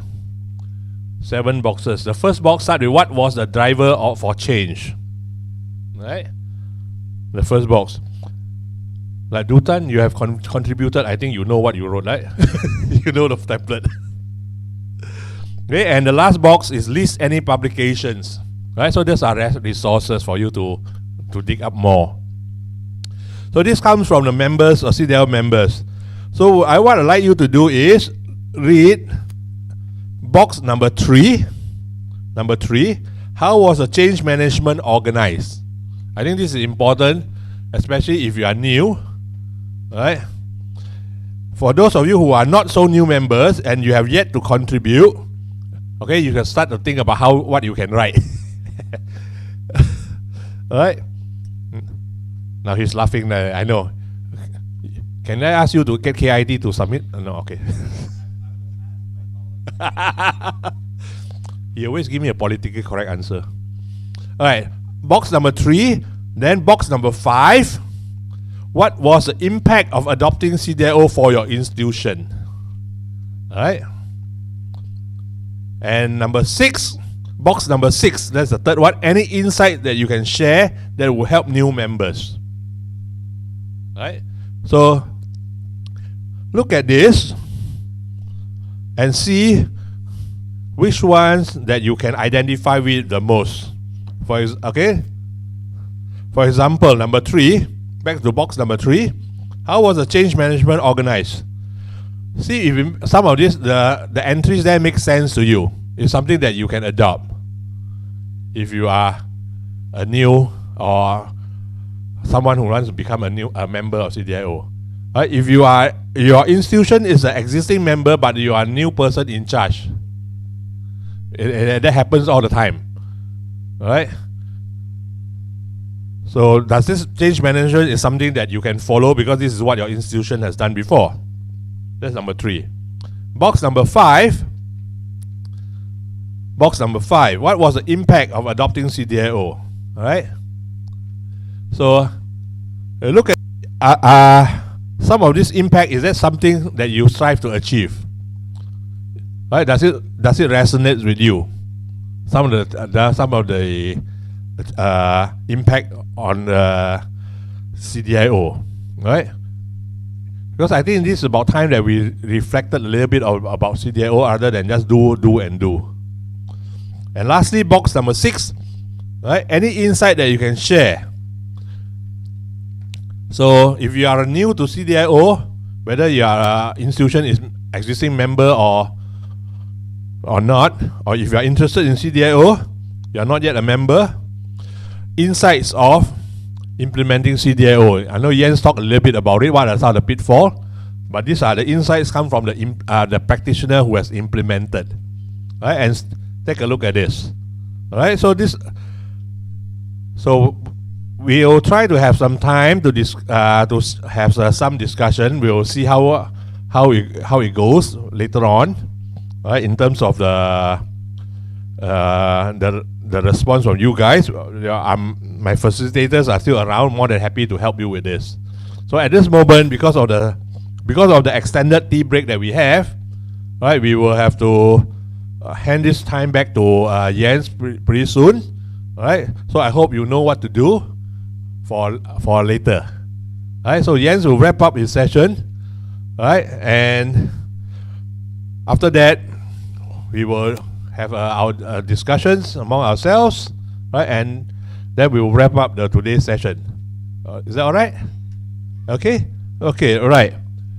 A little bit of time left. Jens? Yes. Wait, let me catch my breath first.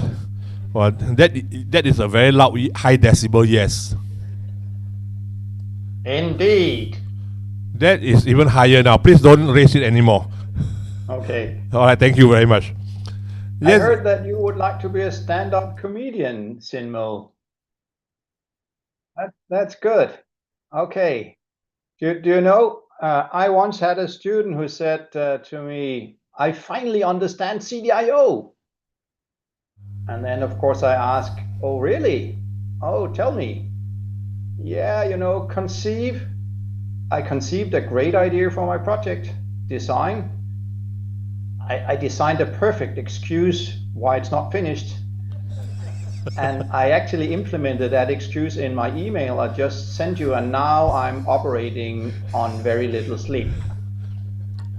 That sounds about right for most students' projects. I'm surprised that your student actually got that far. Yeah, because when my students talk about CDIO project, they say in Singapore they call it CDIO. I'm confused, and it stops there. Cool. All right. Cool. So I'm amazed. I don't know how you manage to. Nope, but I did. So all good. Yeah. Thank you. So let's talk a little bit about, well, you are going to participate in one of the CDIO meetings that are taking place all over the world. So I'll just like to touch a little bit on the community and the knowledge transfer and what we do, and then hopefully you can kind of discuss afterwards whether CDIO is something for you. If you're not already a member, you can discuss a little bit about, well, what should we do? How can we start? What's in it for me or for us as an institution? Because one of the most important things, of course, is that, well, CDIO is a community. It started many years back. It's more than 25 years old now. It has around 200, or actually more than 200 universities as members, spread all over the globe. Naturally, there is a very high focus in Sweden and Europe, because that is where it all started. There's also a lot of interest in CDIO, as you can see in the Asian region. I think many thanks to Sinmo and his colleagues for promoting it. So we are a huge and international collaboration of institutions. So first of all, what you do, or when you are a CDIO member, it's your institution that is a member. So that's kind of what it is.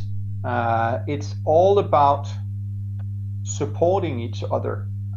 As I said previously, it is nothing to do with accreditation or quality assessment or quality assurance, but it's supporting and it's quality enhancement, trying to find good ways to actually do that and make sure that this can be done.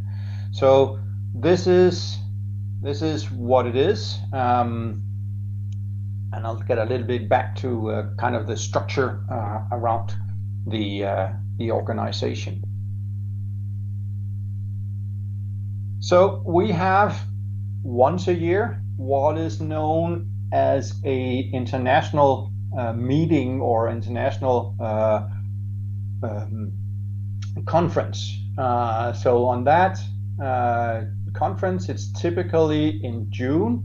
It typically takes 4 days. It typically kind of moves around the world. Last time it was in Australia.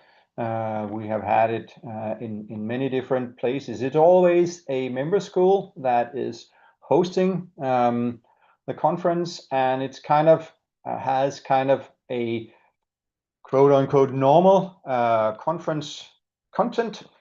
We do have invited keynote speakers typically. We do have paper presentations.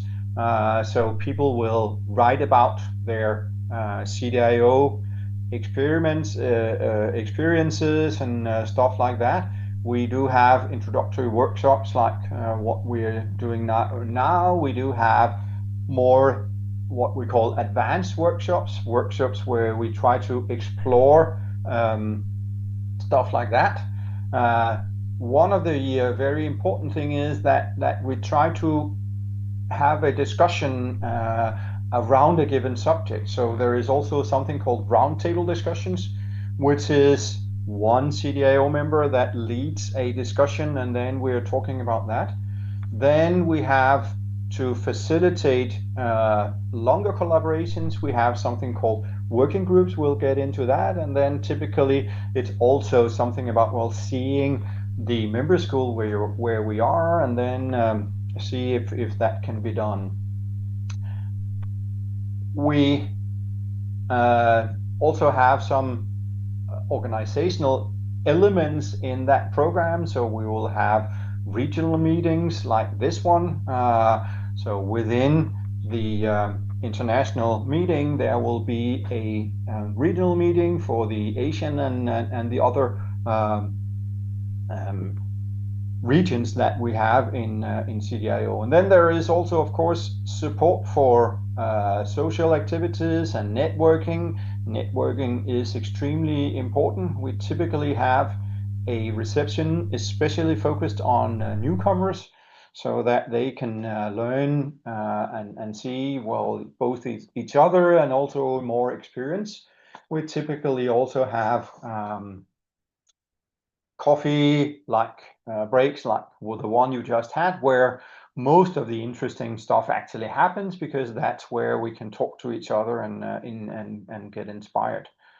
So that's it. It's open to everybody, not just CDIO members. You can typically have a chance to network with a lot of other peoples. You can hear about what is happening and stuff like that. So you can go to cdio.org again, and then you can see, well, what was the last meeting that took place last year this year in Australia, and then you can see, well, what was actually happening. Then, as I said, we have these working groups, and working groups is part of the conference, the CDIO conference that we just talked about. But they start prior to the conference, so it's CDIO members who actually are focusing on a specific topic. And we have had, for example, something that is called curriculum agility. How can we make sure that our curriculum is agile and adapting to the changes that we have? So they have been working together before the conference, typically online, on trying to find ways to do that. And then they also working together during the conference or during parts of the conference. And then they will present something about, well, what have they been doing and stuff like that. So that is the possibility for people with a special interest in focusing on that. I've been part of a lifelong learning working group focusing on, well, how can we have CDIO to focus not just on what is traditionally here, the bachelor's education, but focus on learning throughout the life, and how can we see that that CDIO can benefit also engineers who are out working already and perhaps know how to engineer. So they perhaps do not need as much support for their professional skills, but again, how can we make sure that CDIO is part of that? Then we have had a working group for technicians and how they can be integrated in CDIO and stuff like that. So that's something that is you can suggest for the upcoming conference. I think it could be nice to have a working group on something, and that description includes both what people should do prior to the conference, what they should do during the conference, and how you can kind of disseminate the outcomes to the other participants.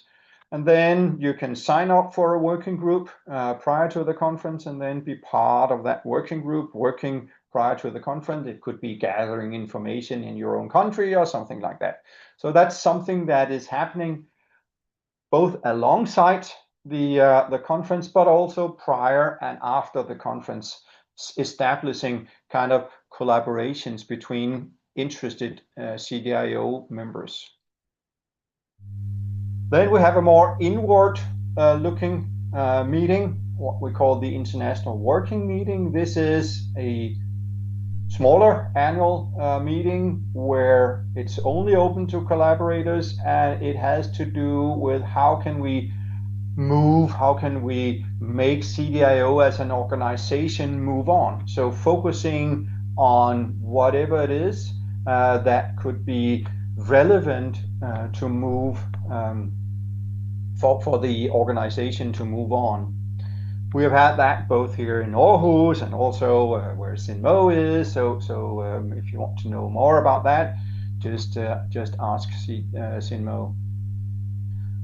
And then we also have, like you're having now, a regional meeting. We have, as I said, 7 regions.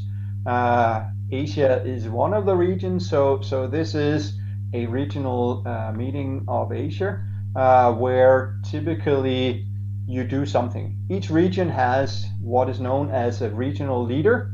They kind of are active in trying to make the regional meeting happen, but it's hosted not where the regional leader necessarily is, but again by a regional member school or institution.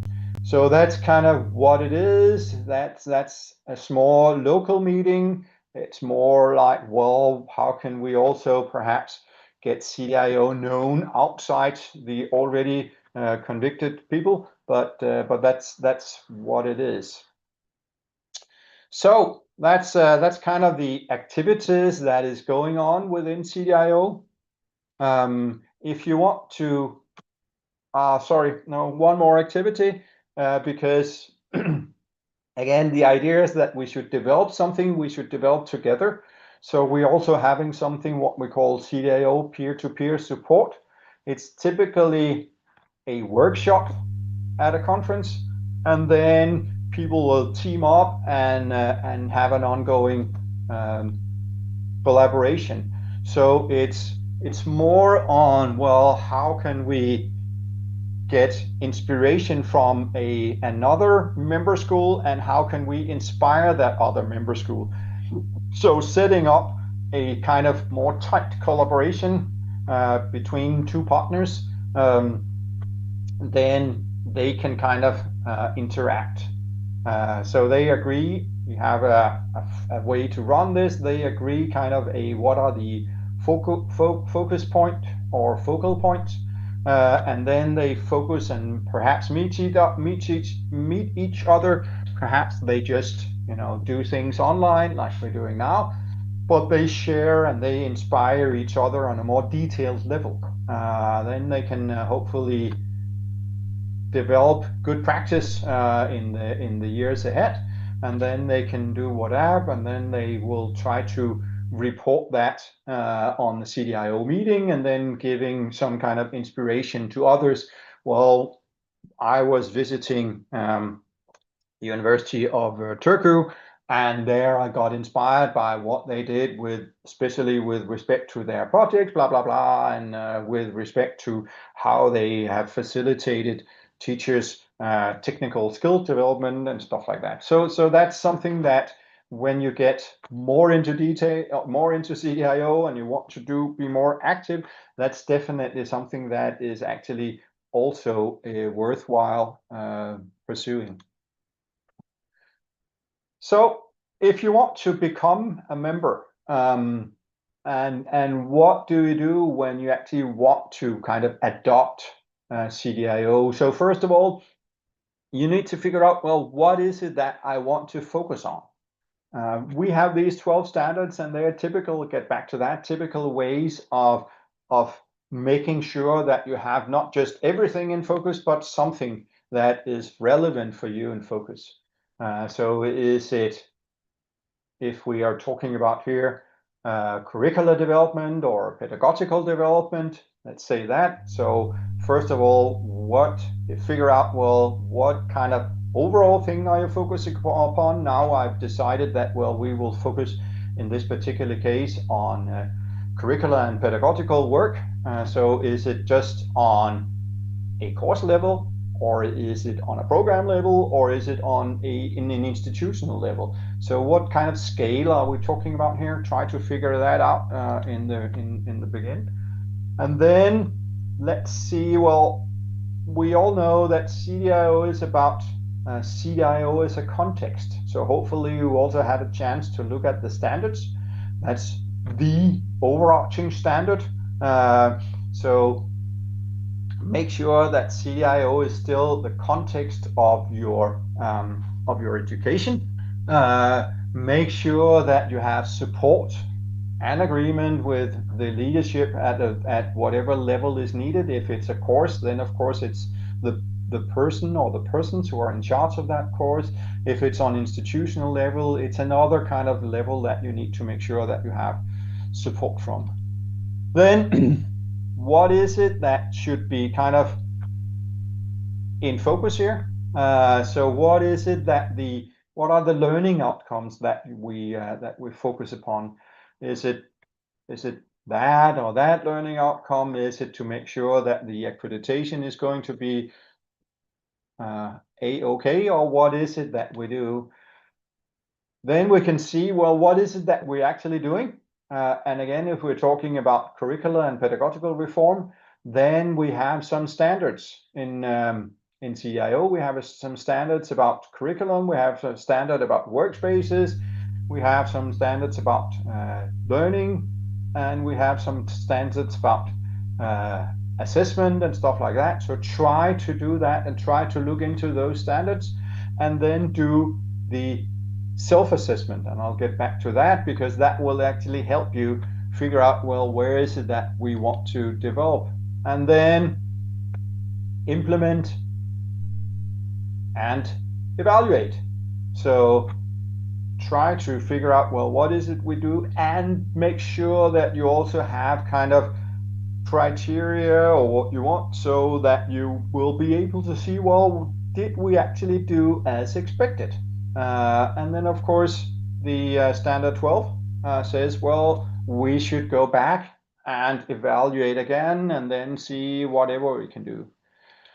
And now I've been talking about the standard for a long time, so this is kind of the 12 standards that we're having. So we're having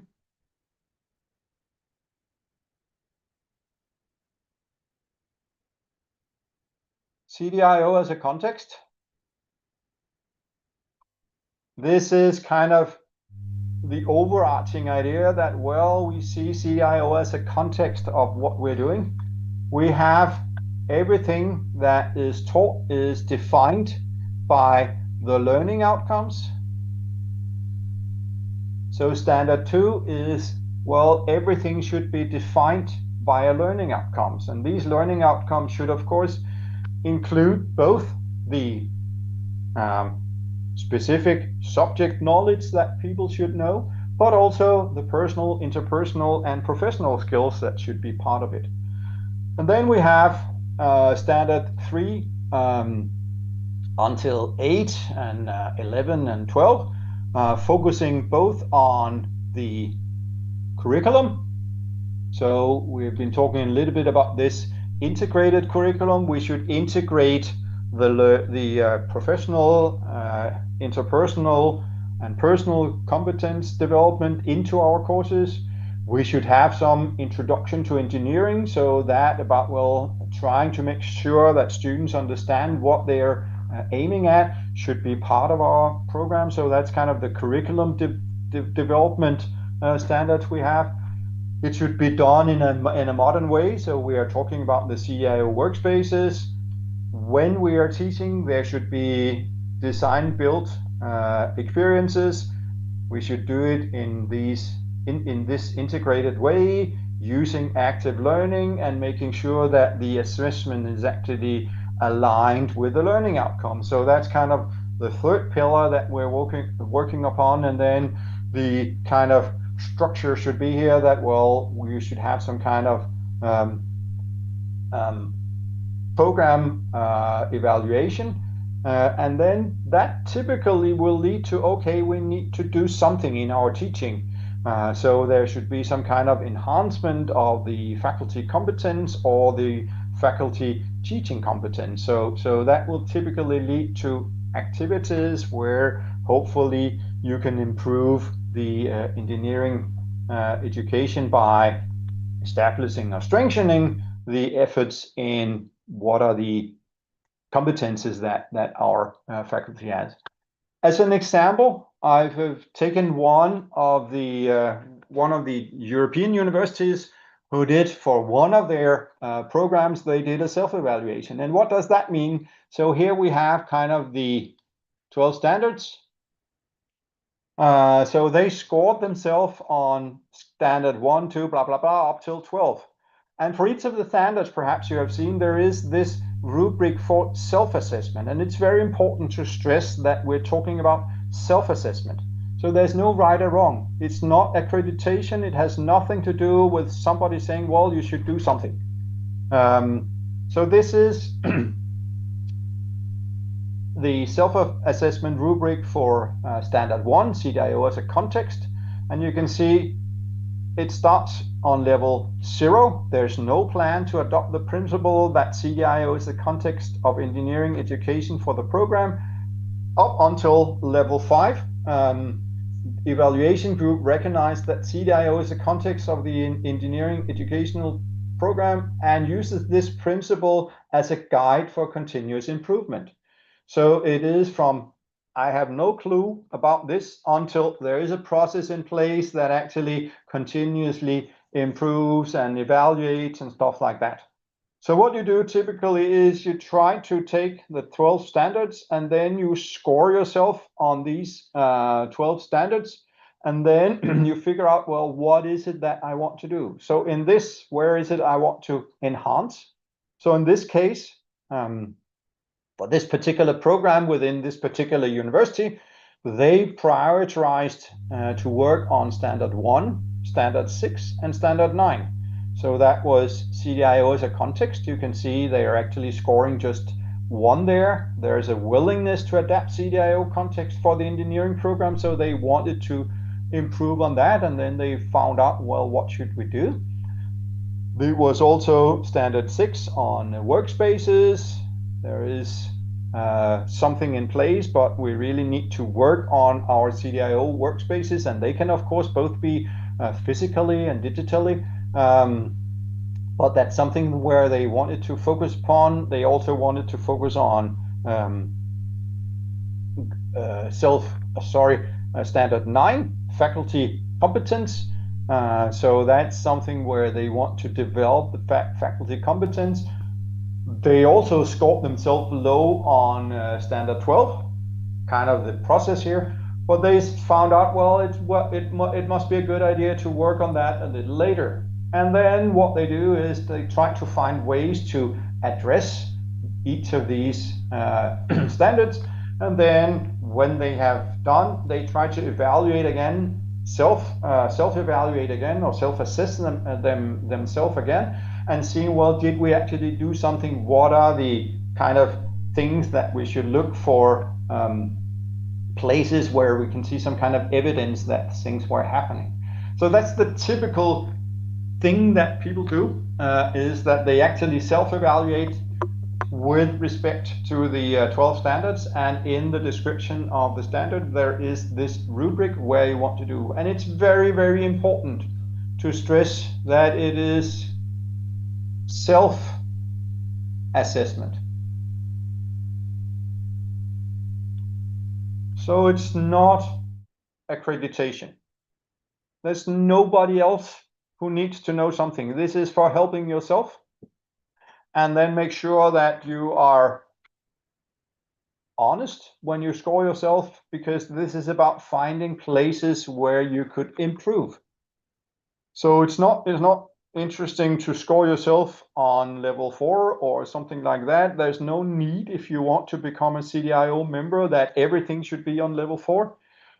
It can be on level 1 or level 0. All of it is fine by the CDIO organization, as long as you have some kind of idea on what do you want to develop and how do you want to develop it. So if you want to join, you start by getting to know CDIO. We have this website. You are already participating in a conference, so that's very good. That's very good, because that's typically the next step. After you've gotten to know CDIO, you kind of get involved. So attend one of the conferences or meeting or whatever you have. As I said, you do not need to be a member to actually participate. Reach out to people like Sinmo or other local people. It's really something that we all like to do and all like to do to help. You can arrange a visit to where they are. You can contact the regional group. You can contact the regional leader and find ways to contact a local collaborator to hear, well, what do they do? It's really worthwhile trying to get involved and trying to figure out, well, why did this other institution actually join, and what have their benefits been? Then the next step is to make the self-evaluation, as we just talked about. So it's definitely not important where you are. It's important that you want to develop. So again, the development ambition is the most important. it's not, you can score zeros all the way and still it's fine. I would be surprised if you do, because then you are probably not here, because then you are probably not interested in the students learning, and you're teaching in ways to support that. But it's possible. So it's very, very important, again, to stress that this is not about accreditation. There's no need to be on a certain level to be a CDIO member, because we can all learn from each other. And then after that, you make a formal application. You can state your interest to the CDIO office. You can find their email address at the CDIO website. You can receive an application form. Then you will be submitting that, and that's typically also supported by a self-evaluation. Then you will be reviewed by the regional group or regional leaders, and then you can present yourself to a CDIO meeting. Again, the idea is not showing how brilliant we are, but trying to invite others to actually collaborate, because we are all about collaborating. And then the region will make a recommendation for the CDIO Council. I typically say, well, when we are actually, when you are presenting at a CDIO meeting, then it's like when we have PhD students, the flowers are already bought. So if you are presenting and your application has been okayed by the regional group, I have never heard about anybody who was not kind of accepted as a CDIO member.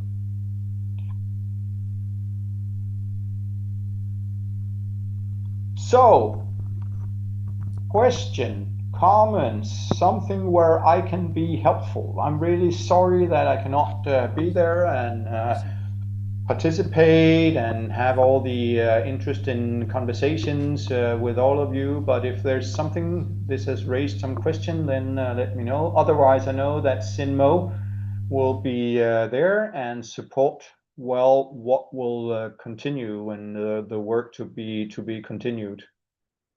So any questions?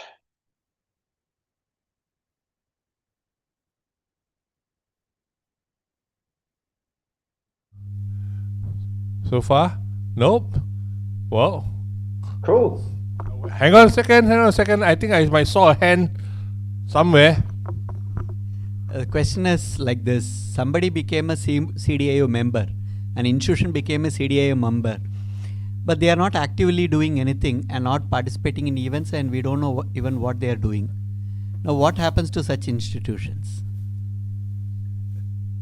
What we do typically is that we will contact that institution and hear whether they want to still be a member of CDIO. There might be good reasons for them not being active in CDIO currently. So if they are responding and saying, well, we actually are just transferring the person who is interested here, or in how we can implement CDIO in our institution, or there are very, very limited travel budget currently, but we're looking into that, blah, blah, blah, whatever could be the reason, then of course they will stay as members. If they say, well, or if they don't reply, then we'll try to contact them again. And we, in this case, are the regional leaders. And then after a while, we'll say, okay, it seems like that specific institution is no longer interested in being a CDIO member, and then we will kind of let them go, so to speak. But CDIO, again, it's not interesting. We're not interested in numbers. We're not interested in money. We're interested in collaborations. So there's kind of not a very big problem with people who are not active. They are on the website and they are quote unquote sleeping, but it's not that big of a problem because they're just on the website. The interesting things are happening, at the gatherings, at the peer-to-peer collaboration meetings, at the working groups and stuff like that. So they will just not get any kind of return on their CDIO, very, very little investment. Did that answer your question?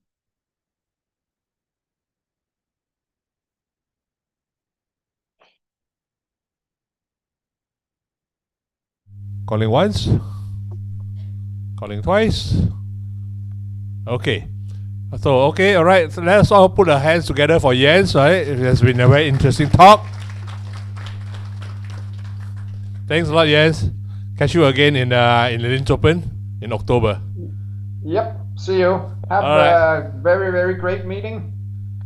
And as I said, I really wish I could be there, but unfortunately not. So see you, at least some of you, in October in Sweden.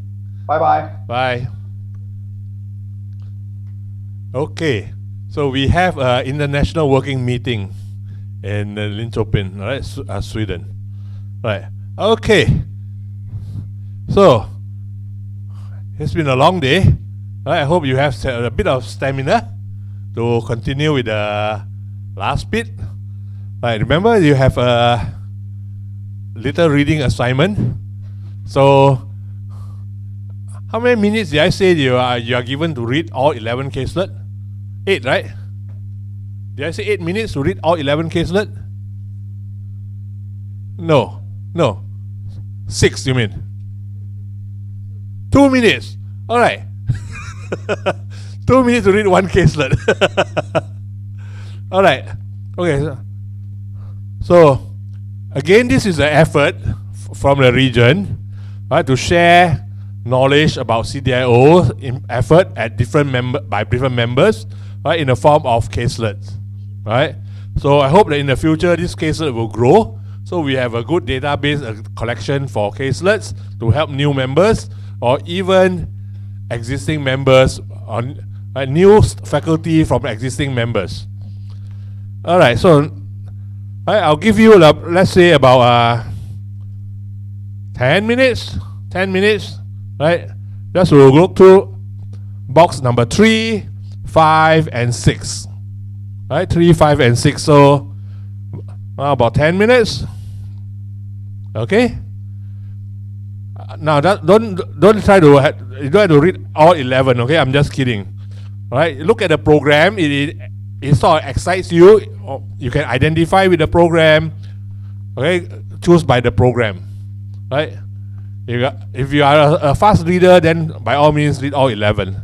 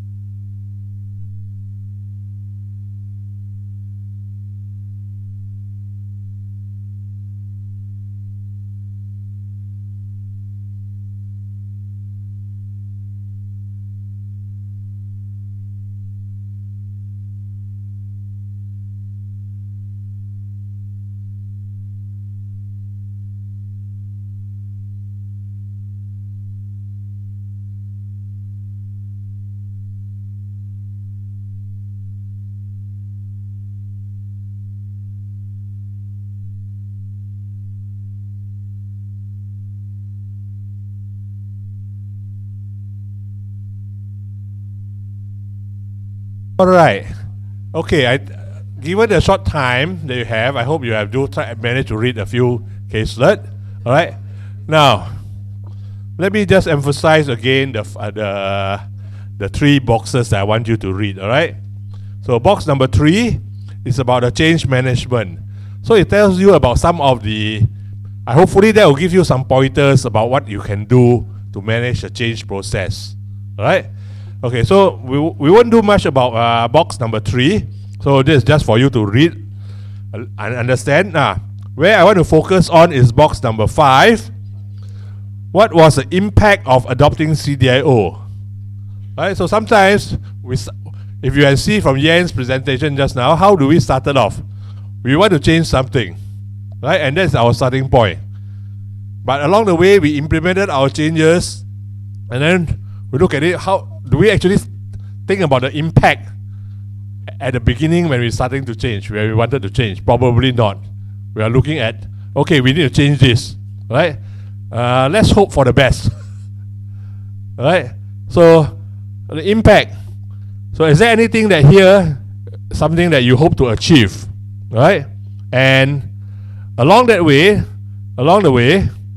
I want you to now to start to think about some of the challenges that you might face, right? Think about that one. Okay. And then box number 6, are there insights that you can share? All right, this one is again for your information when you are implementing, adopting, right? What are some of the insights that you might find useful for you? So really, today's session, I just want to wrap up today's session with box number 5. All right, after you read that, okay, these are some of the impact that are reported by members that they have achieved.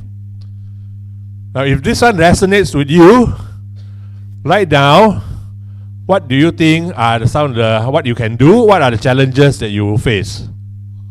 All right, and go scan that QR code. Right, it's a digital post-it notes in the form of Padlet. Padlet is a software. We use Padlet as a digital post-it notes. Right, enter your response there, and do indicate the school, the university that you are from, and the email address. Right, we'll need your email address. Right. So that if you want you want us to get back to you, all right, please, by all means, all the more important, you must provide the email address. So just scan the QR code, look at the sample in the case on the impact of learning. Is something that you aspire to achieve. What are the challenges that you foresee in implementing to achieve those, right? And write down your institution name and give us your email address. And that is all right, for today's session. So just stay back for a little bit more of the administrative matter. Right? Administrative matter. Right? So we target to let you all go by 6:30. 5:30. No, 6:30 is Singapore time.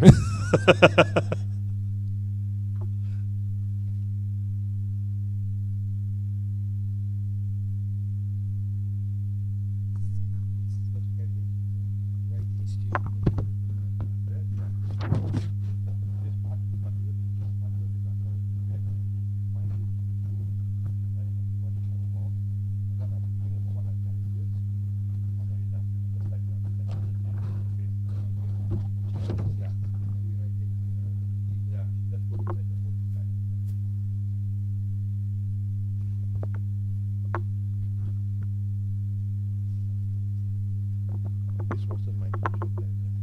It was changed by the Denmark at the last minute.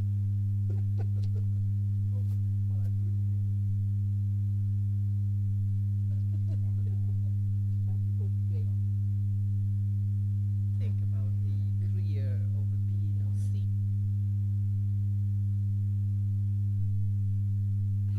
That talk is too stressful. No, it's just stressful.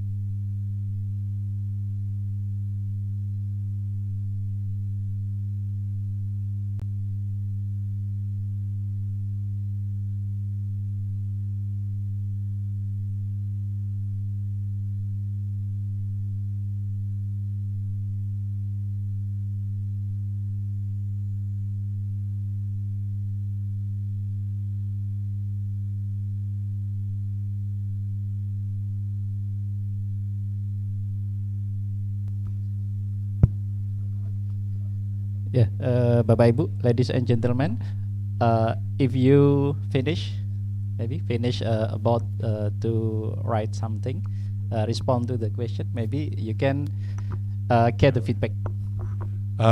So yeah. Okay. Sorry. This is another QR code. All right. So whatever that you have typed in. All right. So try to finish it up. The last words.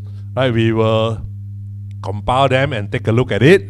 Right. After today lah. Right. So that means tonight you cannot go home until 10 p.m. Okay. All right.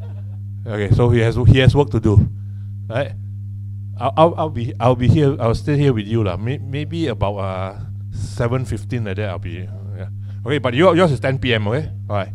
Okay, okay. So finish up your last sentence on the challenges that you think you might face, and after you've done that, this is a new QR code. All right, and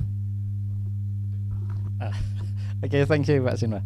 Yeah, okay, Bapak Ibu, ladies and gentlemen. So after you complete and respond using the Padlet, please kindly to fill out this survey. This is a reflection for the session.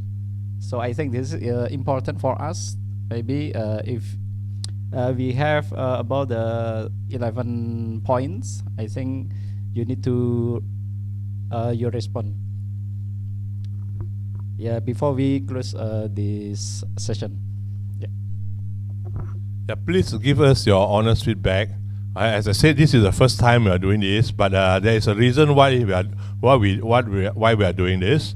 But let me just do a bit of advanced advertisement for Thursday, right? Thursday's Asia regional meeting. Those Asia members, right? Please attend the regional meeting because I will explain what we are doing, why we are doing what we did today, right? But then, okay, we value your input. So I think if time permitted, we can discuss that on Thursday as well. Okay.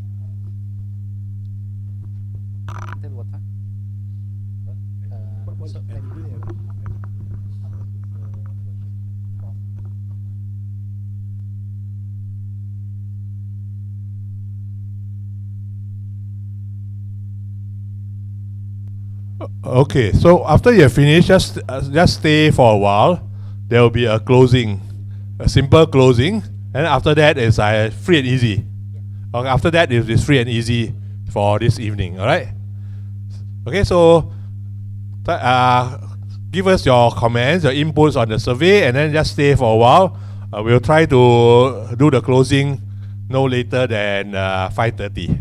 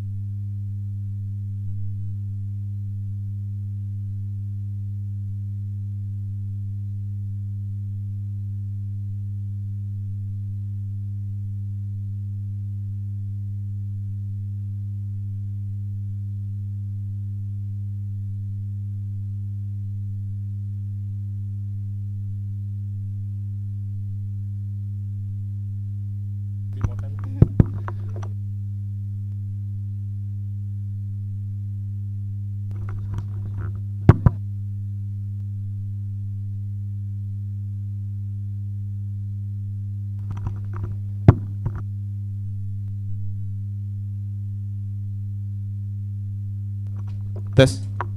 Check. Okay, everybody, is it done already? The form? Anyone who's already done? Can you raise? 1, 2, 3, 4. Not many. Vianney? Yeah, Vianney already. Okay, can I give you another 2 minutes? Then I will count it by second right now. Okay. Okay, anyone who's already finished? Actually, I have several informations. The first one is for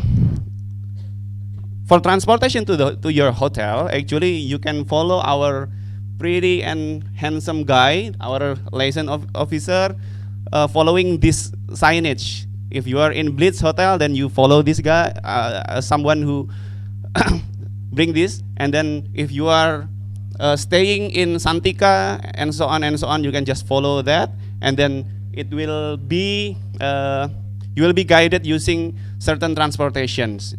I think is it clear, right? Clear enough? This one is for Blitz Hotel and Harmony One, and another one, they're going to wait for you there, and then you just follow them. In front, they're going to come here. Yeah, after this. Okay. And then another information.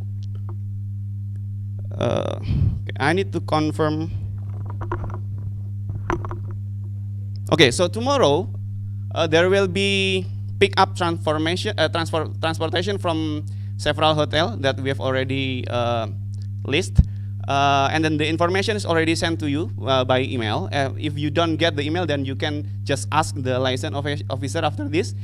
So the transportation will start picking you up from the farthest hotel is Radisson. It is from 7:30 a.m. And some hotel will start to be picked at 8 a.m. as well as some of it are 8:30, 8:20, etc., etc. So just please prepare yourself before that time, and then just stay in your hotel lobby, and then they will come to pick you at that around that time. Okay, so that's the second information. And then the third one is regarding there are 4 gentlemen here.